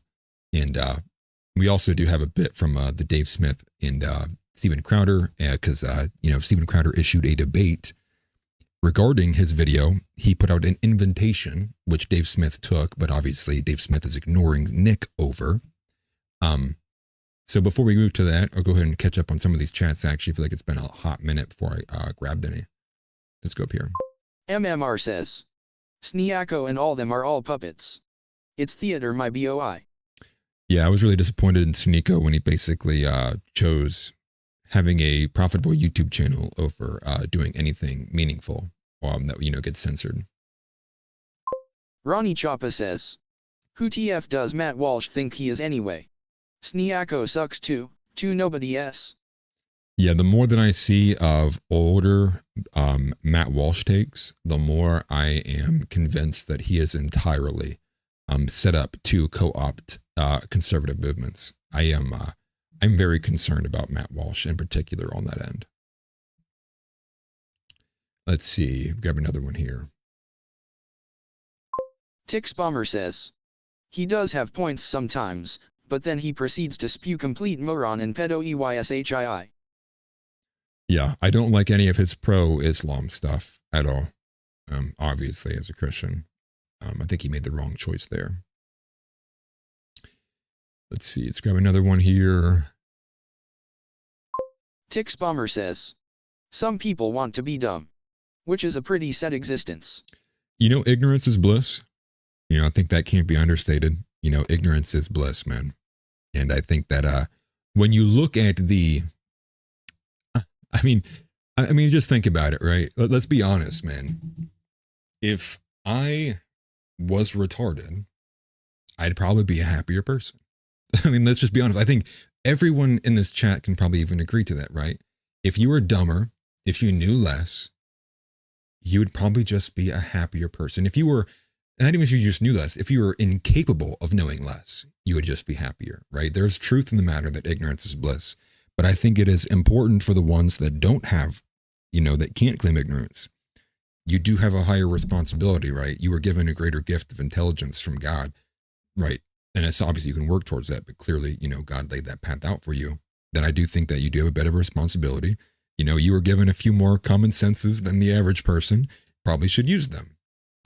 But it is sad, and I do think some people actively try to avoid it, unfortunately. But yes, make sure you do smash the like button. Heard that the community is going to start banning people who haven't smashed the like button here in a couple of seconds, guys. So just fair warning.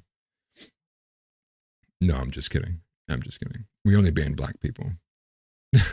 No, I'm kidding. YouTube. Okay. Ronnie Choppa says, YouTube did give me a notification until 10 minutes ago for this stream. I just happened by. I do appreciate it. And I do appreciate everybody for being here. I saw a trick from Jeff Younger and a few other people that if you do think you are getting your notifications getting dampened or suppressed, they recommended doing the post thing, which I did. I started to do that actually afterwards. So hopefully that can help give you 2 notifications, and maybe one of them will get through, and you'll know that I went live. Yeah, but I do appreciate everybody for being here. Obviously, yeah, the chat room is what makes this very fun. And let's see here. MMR says, these candidates know what to say to look not owned, they know what we want to hear. Pressure valve. It's all fake, honestly. Yeah, you know, and that might be for me like one of those like big black pills, right? Where if you kind of resign yourself to, you know, it's over, right? Like it's all fake and it's all coordinated and it's all like this extreme coordination of a plan. Like to me, for one, it's too far for me to go through that everything's coordinated. I do think a large portion of it is, and more than what you would reasonably expect to have put placed in front of you. But I try as much as possible to avoid the full black pill because that everything is controlled. Because I think that's a hard black pill to come back from. And but okay, let's go ahead and go to some of this Dave Smith, Crowder, and Nick Fuentes stuff because I'm sure we'll see a little bit from that as well. One thing that I also wanted to say too was I will be planning on streaming and live reacting to the Nick Fuentes Dinesh D'Souza debate. I believe that's happening next week on Tuesday. I have to make sure I can double check what time, because it might be at 1 p.m. If it is at 1 p.m., I'm gonna that'll suck for me for work schedule, but I'll still make it happen. Because it's being hosted on InfoWars. Alex Jones is going to be the moderator. So I think the only place that it will be is going to be on X. I don't know if they have a Rumble page. I don't think they do. So if that's the case, I will be streaming it here on my channel. And I'll try to give a couple updates and posts on there as well too. On that end, just give an announcement here ahead of time. But with that though, what we might also have coming up is the fact that Dave Smith and Steven Crowder may debate on this conflict as well, which obviously isn't as cool as Fuentes doing it, or as, you know, as reasonable or from the same light as us Christian nationalists. It'll still be something. But this is Steven Crowder giving an extra clip here, just a minute long. He basically just says anyone's open to the invitation that he mentioned, which opens it up to, who is it? Steve Bannon, Alex Jones, Candace Owens, Dave Smith, and I believe he mentioned somebody else, but I could be wrong about that. Ian Carroll, actually. So all of them, who he named, and it is funny because let me just show you this. Here's the original tweet from Steven Crowder. If you can see it on screen here, my invitation. You know, 5,000 likes and 2 million views, and boom, right there. Forgot one. You know, and so Ryan Dawson wasn't named either, of course, and so anybody who you would think would be able to bring the entire comprehensive historical contextualization to the argument being had here as it pertains to everything going on were not invited. It was only those who are the safe options. And, you know, as much as I do think Ian Carroll would probably be the best out of that group, maybe even Alex Jones, I think Candace Owens is still punching slightly above her weight. I guess I'll take it. I'm curious when this happens, though. I'm not sure if we've seen any kind of follow-up from that or if Crowder even responded to this. But if that happens too, I'll try to catch some of that as well. Maybe stream and live react to that as well. Not sure as much about this one. I do know the Nick Fuentes one I'm for sure doing. I just wanted to bring attention to that as well. And obviously, as always, Nick Fuentes not being mentioned, not being brought up because no one is willing to debate him. And then in other news as well, in additional and in a complete different direction from everything else that we have covered so far today, but actually, you know, going back to Trump, this is from Eric Daughtry that the Trump PAC has now launched a $1 million TV ad buy against Thomas Massie. And again, you know, President Trump did vow that he is going to primary Thomas Massie, and he's putting his money where his mouth is. And so you have this, apparently MAGA Kentucky is going out and making the purchase. So the state MAGA group is the one that will be putting the money up for that. So that's just in TV ad campaign alone. I'm sure we'll also be seeing the APAC donations flooding into whoever is going to be opposing Massie there as well. Rather unfortunate because it looks like, you know, this is going to probably most likely push Massie out of office. His last campaign, he won by a good margin, and there was APAC money that flooded into there, but I don't think it was a very extreme margin. I'm not sure what his chances may fare now that APAC and Donald Trump and all of MAGA, at least the upper weight of MAGA, is going to be on his throat. So unsure how that's going to turn out for Thomas Massey, to be honest with you. But it goes in the same light of, everything that we've covered so far. And it is overall just very, depressing for the most part. And that kind of wraps up for where I was at, from what I was able to catch up with. And again, that's one thing too. I want to make sure I add that as well. My work schedule has been aggressive, to say the least, very aggressive. So I've tried my hardest to kind of situate this. I was hoping I could get back to doing set it and forget it videos. If I don't get a chance tomorrow to make a set it and forget it video, I don't know if I'm going to be able to do one this week. Just because I have to work certain hours, and that's just really kind of killing me. What I will say though too, a couple another announcement as well, is the fact that we're going to be having on the Jar Opener podcast. I have not seen him in chat today, but Dark Cell, who I did meet off of last stream, is going to be on the Jar Opener podcast this Saturday. We're going to have a bit of more of a special episode. We're going to cover some of the Nephilim and the cryptids, as well as maybe just like some overall kind of fallout from the Iranian and the Israel situation. So maybe half topical news, half focused about cryptids, Nephilim, all the things that kind of go in there too, Bigfoot, all those kind of cool things that, get matched up with that. And I wanted to make sure I didn't forget anything major, but so far looks like, I covered most of it for the most part. So I'm going to go ahead and probably go through some of these chats here with you guys and make sure nothing breaking really happened. And if not, I'll go ahead and probably sign off with that being said. So let me go ahead and find some of these chats up here. Let's see this from Titan. Titan says, I think the Spurgroipers are lefties, but who knows? I have heard of that, actually. I've heard a lot from people saying that they do think that there was some level of infiltration, and that a lot of these kind of more viral Groiper accounts are actually there to kind of, be a, to shoot Nick in the foot, if you will, and be this kind of entity that holds him back. I don't know how much, stock I put into that, but I mean, like any community, I do think that there's always a chance to be infiltrated by a Fed. And I think that probability skyrockets when you are enemy number one in terms of the most censored man in all of American politics. So that's something to be said there too. Let's see here. Let's go to one of these next ones. Steve Splenda says, yeah, because we don't have a retarded loser working for Israel Donnie. Yeah. Steve Splenda says, that guy is a complete loser, goes after PPL when he disagrees rather than engaging intellectually. Yeah, right. And that's a lot of it too, is it's a lot of mud flinging, shit slinging, ad hominem, personal attacks, character assassinations, smears. Because we don't have real assassinations anymore, guys. We don't have any, no snipers getting on the 18th the 18th floor to strike down.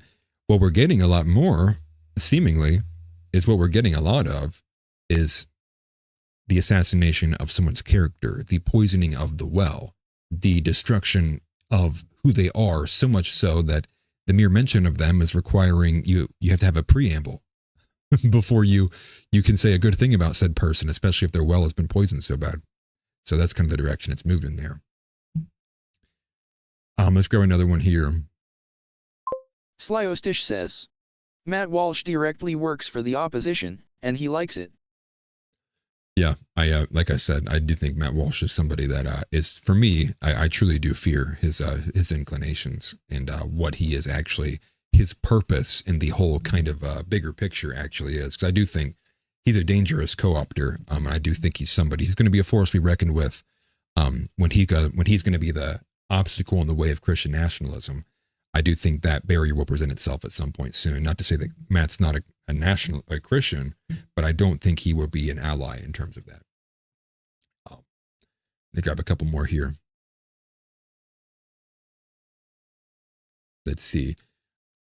Steve Splenda says, you said Tuesday? Yes, I do believe that the debate between Dinesh D'Souza and Fuentes is scheduled.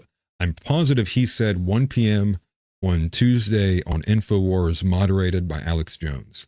I could be wrong about the time, but I'm positive he said Tuesday. If not, I'll update. Like, I'll put a post out. Well, I'll definitely let people know on Discord too. And that's true. Good thing somebody reminded myself. The invitation into the Discord is in the description. I made sure to fix that for streams moving forward. So if you're not in the Discord, but you would like to be a part of the Discord, you can join. Just find the description or the link in the description below the video. I should have said that at the very beginning. I do apologize, but that is updated now. Oh, and Donnie put it in actually too. Donnie's put it in the chat multiple times if you need to go find it in there as well, guys. And thank you and shout out to Donnie in-house, phenomenal moderators, if you guys weren't familiar with who they are already. King of the Zodiac says, didn't Destiny debate Fuentes? It was actually decent, but it was because Destiny tripped over himself, but he could at least try to keep up with the speed of point making that Nick pulls off. So so I know exactly what you're talking about, actually. So the debate that King of Zodiac is talking about was the debate that was hosted by the Fresh and Fit podcast, which is Myron Gaines' show. And it was between Nick and Destiny. And I believe Sneako was actually there. Zerka might have been there too. But the debate wasn't even that, it wasn't that he tripped over himself. It was that when it arrived to the point in the debate, Nick Fuentes directly asked Destiny, what are the benefits? What makes Israel an ally to the United States? Destiny could not answer. He had nothing. And that's where the real kind of like the viral moment came from, which was like, see, you, and then, it was because he started going to Wikipedia directly after that. And then Nick Fuentes flamed him for it. He said, see, you don't even have an idea of what this is, they're allies with us for. You're Googling it right now. And then, he's like, yeah, I am. And he's like, well, it looks like they say here, because he didn't know. And so it was one of those moments that showed largely that Nick has a very strong, comprehensive understanding, not just of the current events, the application of what's happening from the modern events and how they matter towards the future, but also the plethora of the knowledge that makes up the history of how we got to this moment in time in the first place. And if you don't have past, present, and future against Nick, you're going to lose. But Destiny did try. Can't say they didn't try. Let's see here.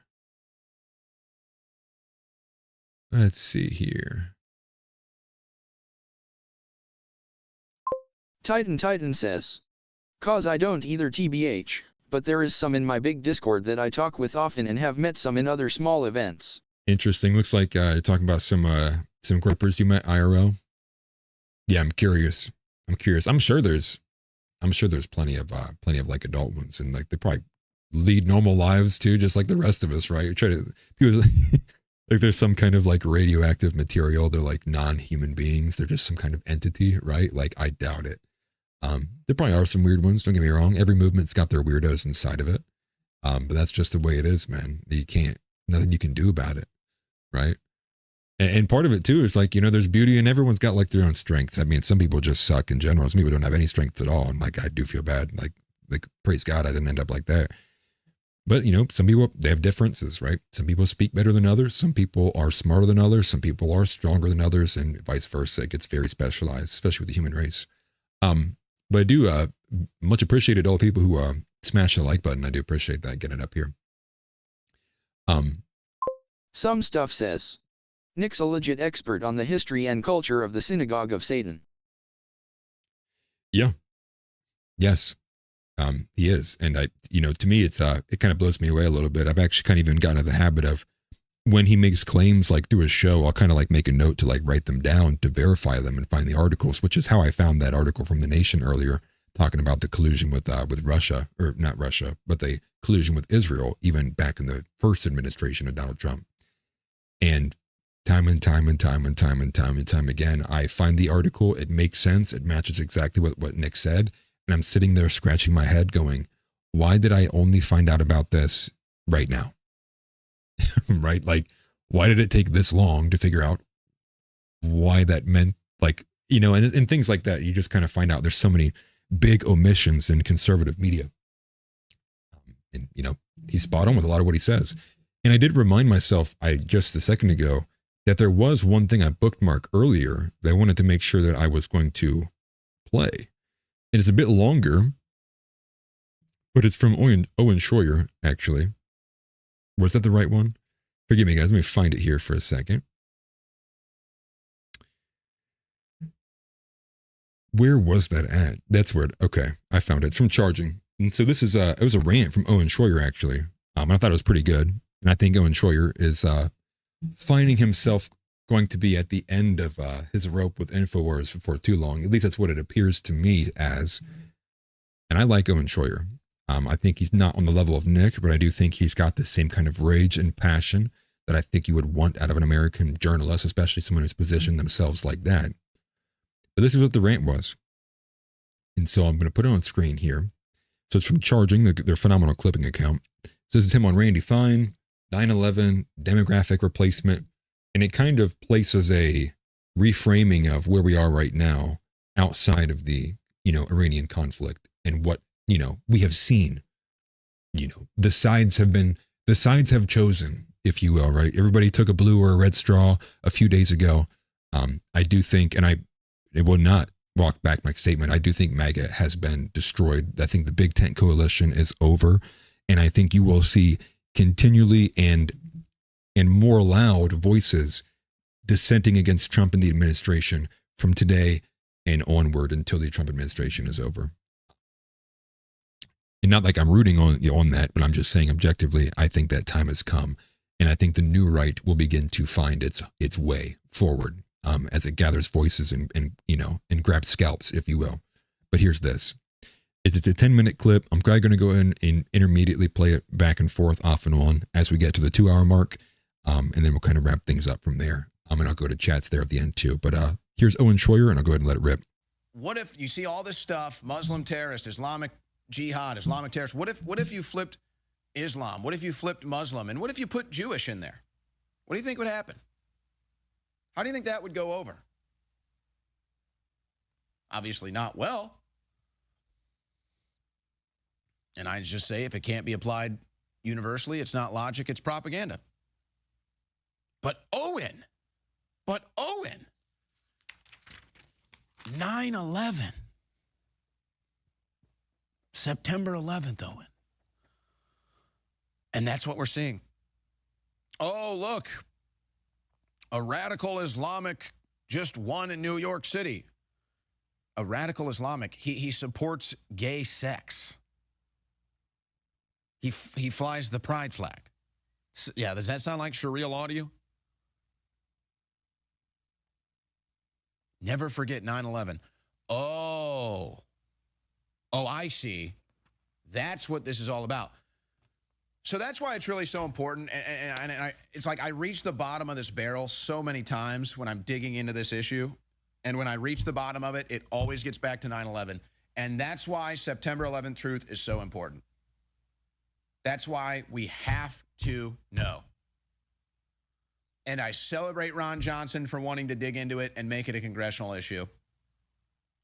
And I celebrate the people in the media that are brave enough to talk about it. I celebrate the people that have the gumption and the integrity to admit they got it wrong, like Tucker Carlson. I celebrate them because this is it, folks. We need to know what really happened on 9/11. The official narrative is obviously a lie. This is ridiculous. And we'll never be able to have serious conversations until we get down to it, because this is what it is. Oh, remember 9/11 though. So see, I can call any Muslim a terrorist. 9/11. Every Muslim is a terrorist. 9/11. 9/11, we can't elect Mamdani. 9/11.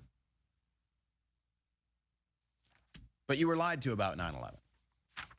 Not a fan of Mamdani. He's going to be a complete disaster. Not a fan of Ilhan Omar. She's disgusting. Deport her to Somalia. But see, that's the excuse. It's like, hey, don't you dare say anything negative about Jewish people. That's a crime now. That's anti-Semitic. But you can call every Muslim a terrorist and a radical Islamicist because of 9/11. So, and that's the reality, right? Like, I think that's what people, even if, you're not paying attention to like these kind of deep running rabbit holes or going on these kind of, extreme tangents, like, I mean, what are we talking about? It's so obvious, man. And you can kind of see it, right? In the Laura Loomer. And I tweeted it, I quote tweeted it, and I wish I had it saved here, but I'm not going to go find it. Where she's talking about, she's talking all this shit to this one, House representative because she's like Muslim and, saying this Muslima, you terroristo or whatever. And then on the other hand, going, but anti-Semitism, oh no, what do we do? There's the anti-Semitism. And so it's obvious to anyone paying attention that it's clearly there is a extreme bias towards one of these groups, extreme non-bias towards one of the other groups. And the overall, what do we have? Where's the word for anti-Christian bigotry, right? We have Islamophobia and anti-Semitism and then nothing. It's just anti-Christian.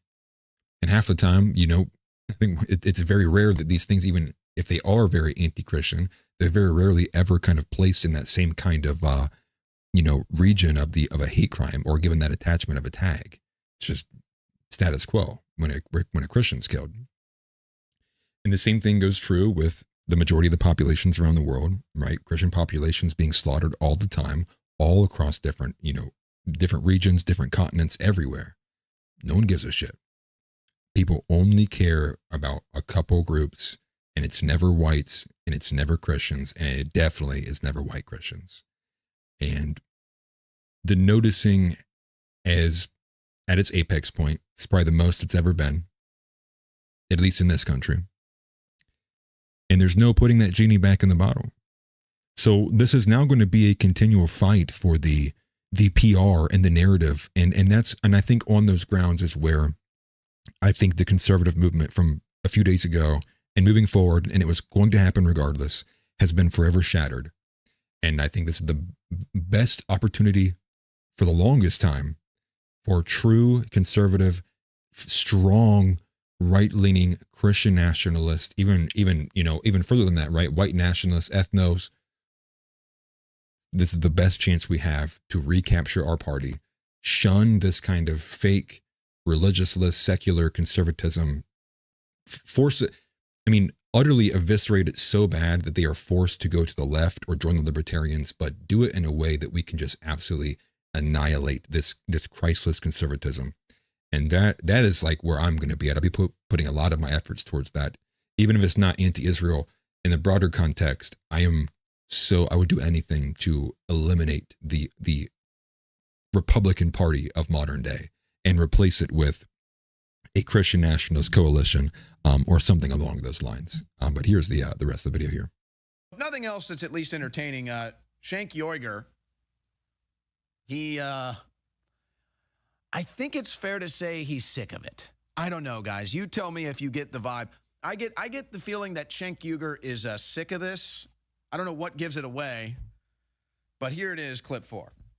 They lied to you on purpose to help Israel steal more land in the Middle East, and they claim it's self-defense. Self-defense, my ass. It's a goddamn genocide. And yes, Muslim lives matter. We're also human beings. The only human beings on this planet aren't Israelis. They're not some special benighted superhumans. Oh my God, if they die, we all have to say, oh, we bow down to you. But if Muslims die, right? That's what American media does. That's what American politicians do. I'm so sick of our lives not mattering. I'm so sick of it. I'm so sick of everyone has to grovel to Israel. But the minute you ask someone, can you be a decent human being and care about the Palestinians? They go, anti-Semite. No, F you. You're the one who hates Muslims. And American media, you are guilty. You're the ones who got the whole country, my whole life, to hate me, to hate my Muslim family, to hate all Muslims across the world. You're the sick sons of bitches that called us terrorists when it was Israel attacking, when it was Israel taking land, when it was Israel slaughtering and slaughtering. How many times? Every war, Israel kills 100 times the civilians. This time they kill 1,000 times the civilians. Doesn't count, doesn't count. What does the American media say in their infinite racism? They say it's always the Muslims' fault. It's always the Palestinians' fault. I don't think I've never seen that rant from Cenk before. Dude, he's like on the verge of like angry crying. Dude's passionate. I'll give him that. And I kind of, I agree with him, but not for any of the same reasons largely. But I do agree with the recognition of the problem for what it is. And it is kind of sad, right? Because, you do think about that in terms of the clear sentiment that's existed since the early 2000s, right? As much as the multiculturalism has been a project that they've been pushing on us for some time, even inside of that project, you would probably have to at least admit the ones who probably have the hardest time being accepted, even by those on the left, are the ones who are constantly dragged as, the sand peoples in the bomb bringers and all of that, though, too. I've never seen that before. That was kind of curious here. I do want to do a couple of these chats, actually. So let me switch over here, and we'll finish the video here in a second. Let me do a couple of these. Let me start with this one. King of the Zodiac says, "For me, the synagogue of Satan is Zionism of any kind. I struggle to believe in any bloodshed being justified by ownership of a historical land." I agree.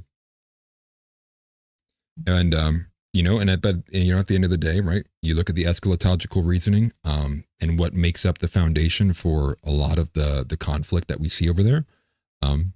A lot of it does stem from the fact of what they do believe in terms of the historical significance and the religious significance and the spiritual significance of the land, the artifacts that be, and the timing and the ritualistic nature of it.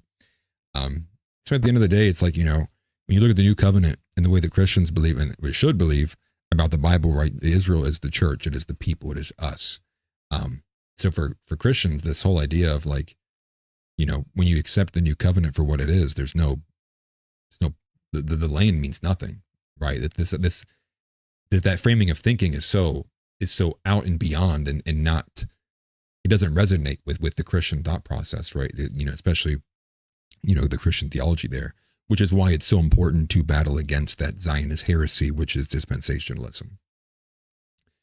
Let's go here. Steve Splenda says, "Until MAGA can engage in the JQ, it's over." Yes. Steve Splenda says, "The JQ is real, needs to be hashed out, the finding and influence is real, can't be truly MAGA, until we discussed why we're controlled by Israel." Yes. Completely agree with you, man. Youtubei's Rain Bipedus says, "Did that communist POS win the mayoral election?" I believe it's still going up between Eric Adams and Zohran. I'm pretty sure. I mean, I could be wrong about that. At the end of the day, I literally don't give a shit. I was more impressed by the reactions of the conservatives and the fighting that led to that, the debates in there of, I think as of right now, I think it's still between Eric Adams and him, but maybe I'm wrong and he did win, and maybe that's why you're seeing people so pissed off about it.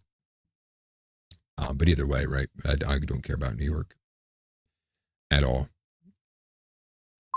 Titan says, "I thought it was fake by the time I was in middle school, and now I'm 35 and really can't believe it when people tell me they think that passport actually survived and the jet fuel melted the beams."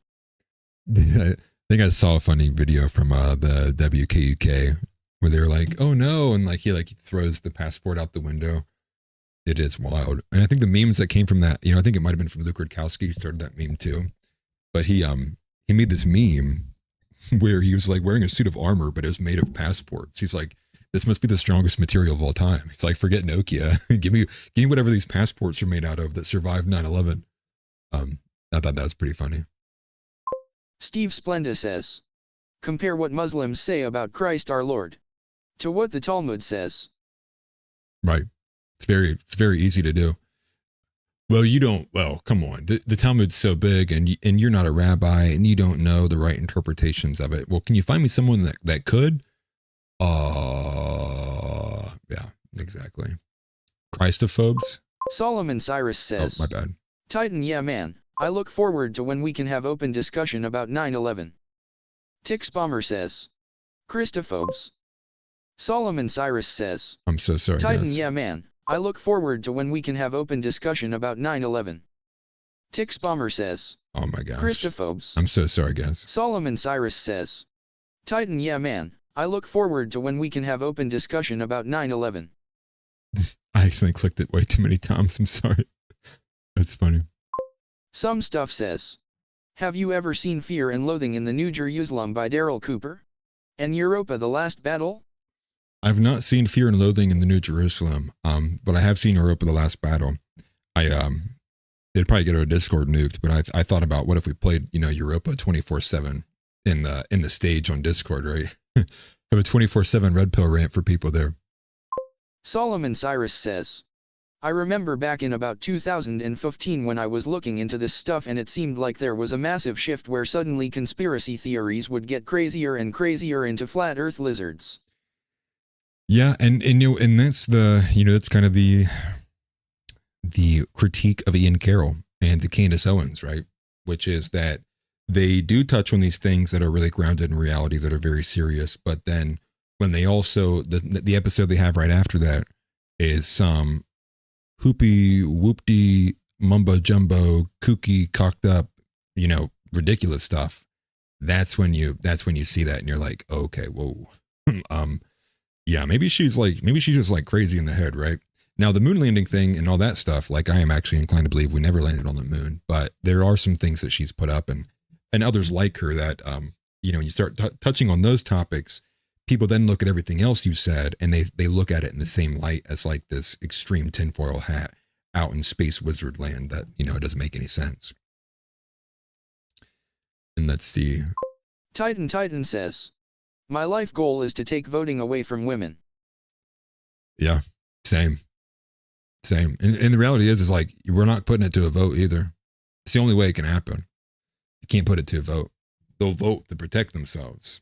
And then you have a lot of, and that's the other thing too, is like, there's such a population, like there's an extremely big demographic of men who are pathetic coward simps that they would vote for women to be able to hold the right to vote just because like they think that would be their one way into being able to have sexual access for the woman who otherwise wouldn't touch them.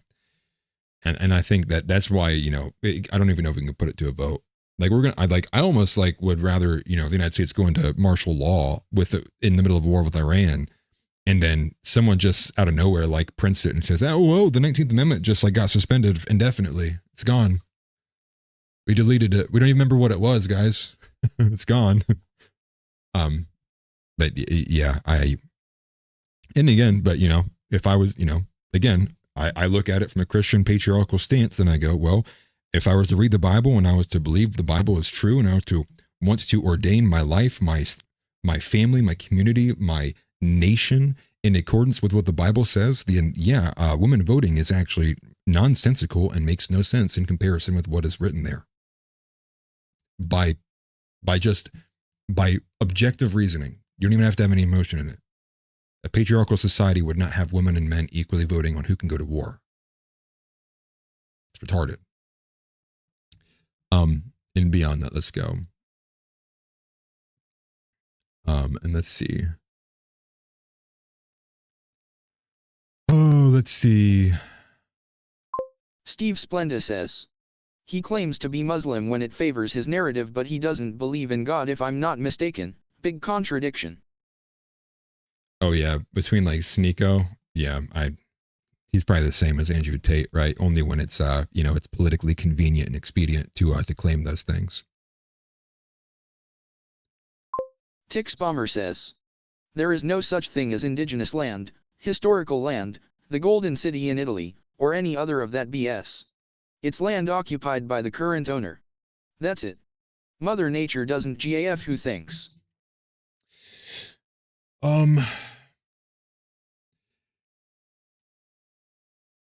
Yes and no.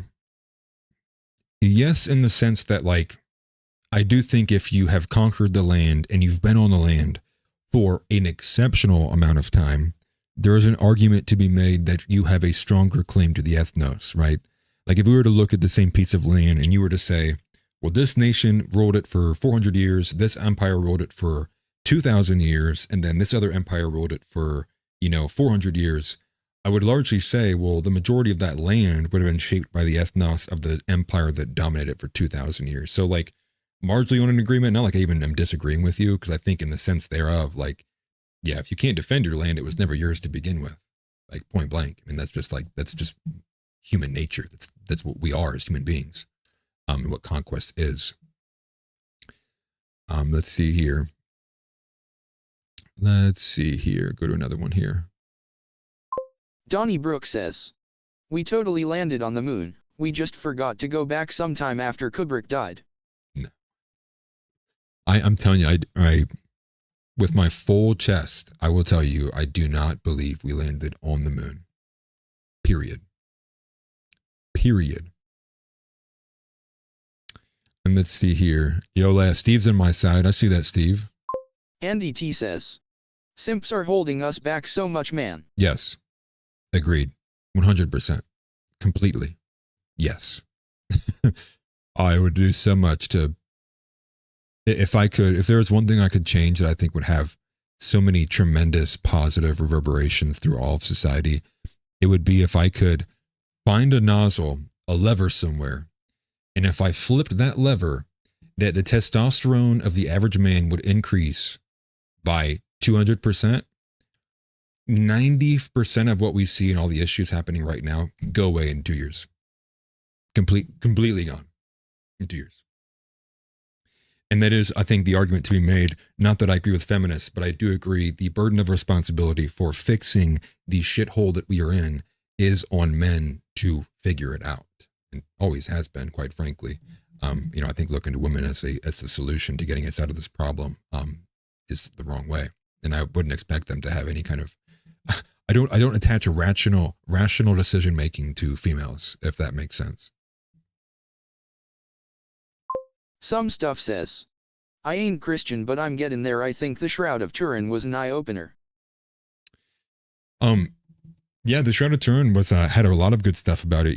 As much as I might not like him a lot, Michael Knowles covered it well, but I think Timothy Gordon did some really good coverage on the Shroud of Turin. So even if you're still a little bit unsure of the validity and the truthfulness to the claims that were made about it, definitely go and look up Timothy Gordon's little investigative series on it. I don't know if he did streams or if he did a couple videos, but Timothy Gordon, Shroud of Turin, you should find it pretty easily.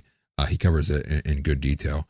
I tell you what, one thing I probably have to start doing a bit better, because the focus here for me is the political in terms of the application of Christian values. I probably don't do enough in terms of like actually, bearing witness to the beauty that is Christianity and the love that is, Jesus Christ. I could probably do a bit better speaking towards that, honestly, but my forte is a bit more in the political realm. So sorry for letting you down. Hopefully one day that comment says, hey, I converted, I got baptized, something along those lines. At least I hope for you. And more power to you, brother. Solomon Cyrus says, Atlas, do you think Freemasonry is compatible with Christianity? No. I don't think any kind of secret society is compatible with Christianity, like at all. Period. At all. And the overall nature is that it's not a matter of like going, it doesn't even have to be a matter of like going back or being reactionary in general. This is more so a reality of what do you want the country to be? What is your future vision? What is your dream of what America is? What do you want it to be? And when I ask that question, the answer in my head is I want to be in a nation of which protects the foundational beliefs of the country and holds them forwardly and front facing, does not shy away from them. And especially when you tie things like the separation of church and state, people are so willfully ignorant on what that means. They don't have the contextual understanding of it. They don't even read. The idea that America was never a Christian nation is so patently retarded. I don't even argue it anymore. It is one of those things where it's like you didn't pick up a book and read it. I'm not going to argue with someone who I know didn't even bother to open up a book and read it. You could go to as early as Plymouth Rock and read the charters of the nations and towns, or not the nation, but the towns and villages that were originally being settled way back before America was even a nation. This country, even in colonial times, was a Christian country. It was like fish in water. You couldn't even tell because everything was so covered in Christianity. But I do see people kind of say that all the time because I say I'm a Christian nationalist, and not to say like you might be saying that, but I always push back on those arguments too because, again, it doesn't take much to open a book. House Leotardo says, liberalism is incompatible with Christianity. Yes, right. And see, okay, you are one of those people, Solomon. Right, like, again, America, like, this is, I don't know what YouTube videos you're watching. I don't.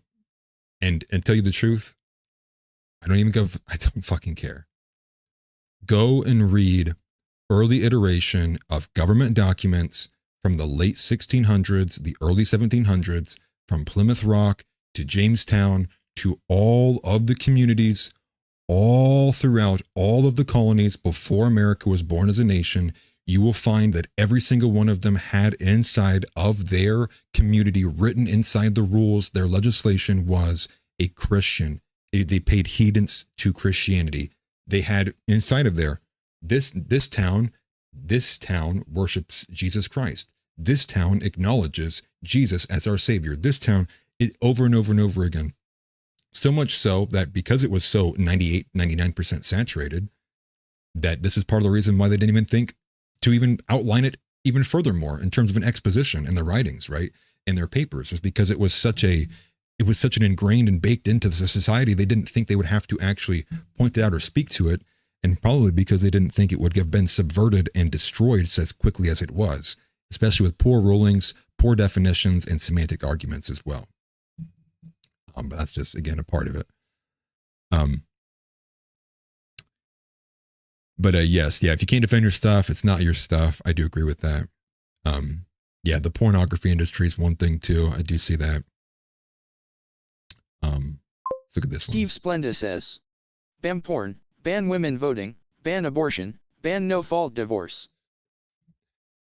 I think the easiest out of all of those on a national level would be no-fault divorce. Second to that, you're never going to get a national porn ban, unfortunately. I just don't see that. On a state level, we're already seeing that. From like the 18-year-old plus and some of that checking there as well. Women voting, it'd be crazy to see one state do it. Wouldn't that be wild, guys, if you see like one state, just Oklahoma, they ban women voting. What would happen? Like, do you think women would migrate away from Oklahoma? What would that look like in terms of like the demographic change? Do you think a lot of single women would flee the state? They couldn't vote? Probably would. I would imagine. And so, let me go to a couple other of these. Ban dual citizenship. I think that'd be an easier one to do over abortion. The abortion one, we're going to have to fight tooth and nail for that one. And it's really disturbing when you look at the numbers and the millions of children that have, been murdered. It is a very astonishing number. It's one that it's very hard to really look and kind of conceptualize as well. And then so beyond that, though, it looks like everyone's still arguing about the Freemasonry there too. The overall issue, though, with that, and the reason why it becomes so convoluted too, is because you do have the factual reality of with the Enlightenment happening simultaneously, basically multiple kind of ideas that are parallel in terms of the nature of what they're trying to acquiesce in terms of like liberties, but ultimate kind of end goals and like the reasonings for them. When you get like Locke and many other writers in there too. Regardless, though, that doesn't take away from the fact that the legislation and the reason for the birth of the nation, as well as many other things throughout what is the makeup of what the nation is, like the laws, the amendments, it is all in the direction of Christianity, born from it, Christ breathed, if you will, is a common kind of language term that you hear from that as well. But again, this is also why I bring up the point of looking to the past, right? As if like I need to look to the past for justification for what it is, right? So even if you were to scrap it, right, and say like for the just sake of argument, America was always a Satanist nation. Doesn't mean that it wouldn't mean that you would not want to still try to push for Christian values inside of it and towards it as well too. But regardless of that though, that's why I kind of more focus on what do you think the future vision of this country should be, right? What should be the future of this nation? What do you want to see the future of this nation to be? And I think for a fact that most people, especially on my side of the aisle, the obvious answer to that is a Christian nationalist nation. That's a nation that I want. And I would, and I would even go back to some of the older like Malcolm X ideals as well too. And there's some other nuances in there and it can get esoteric. But with that though, I would like to say again, thank you very much for everybody for being here. I kind of ranted a little bit and extended this beyond like 30 minutes from the material that I had, but I do want to say, I do appreciate everybody for being here. Before I talk my head off and start talking in circles and I start losing all my mental juices. Thanks everybody for being here. I do appreciate it. I will again be trying to stream the Dinesh D'Souza, Nick Fuentes debate. I will also be trying to, as much as possible, put out some more set it and forget it videos, standalone. The things that you guys have been getting used to that obviously are in a bit more of an objective light than what you see on stream here as well. And so beyond that, trying to think if there's anything else I wanted to say. No, I think that's it. Just be on the lookout for some more streams kind of picking up as well. Jar Opener Podcast will be Dark Cell this Saturday at 7 p.m. We'll be discussing again some of the back end of Israel-Iranian conflict, as well as hominids, cryptids, and Nephilim, and we'll tie in some Christian ideals in there too as well. And if you are watching this, whenever, make sure you smash the like button, whether you're here right now or, or beforehand or after the fact too. I do appreciate that very much. And make sure you do turn on the notification, turn on the bell, make sure you turn it on to all notifications. I know people do have issues getting notifications from my content. And beyond that, I think that's essentially it. And I will always leave with this: Christ is King, ban woman, deport Kash Patel. Let's free ourselves from the shackles that is this pedophilic cabal that controls this country. And, and glory to God and praise God if we can be, whole again and we can actually steer the ship in the direction that America would serve its own interests. And so with that, I do hope everybody has a good night. I will try to catch up on the politics as best I can, and I'll be ready to give you guys a wonderful show either tomorrow or the day after. And so with that, take care, everybody. Appreciate it very much. And join the Discord too, if you haven't already. Have a good rest of your night. Take it easy.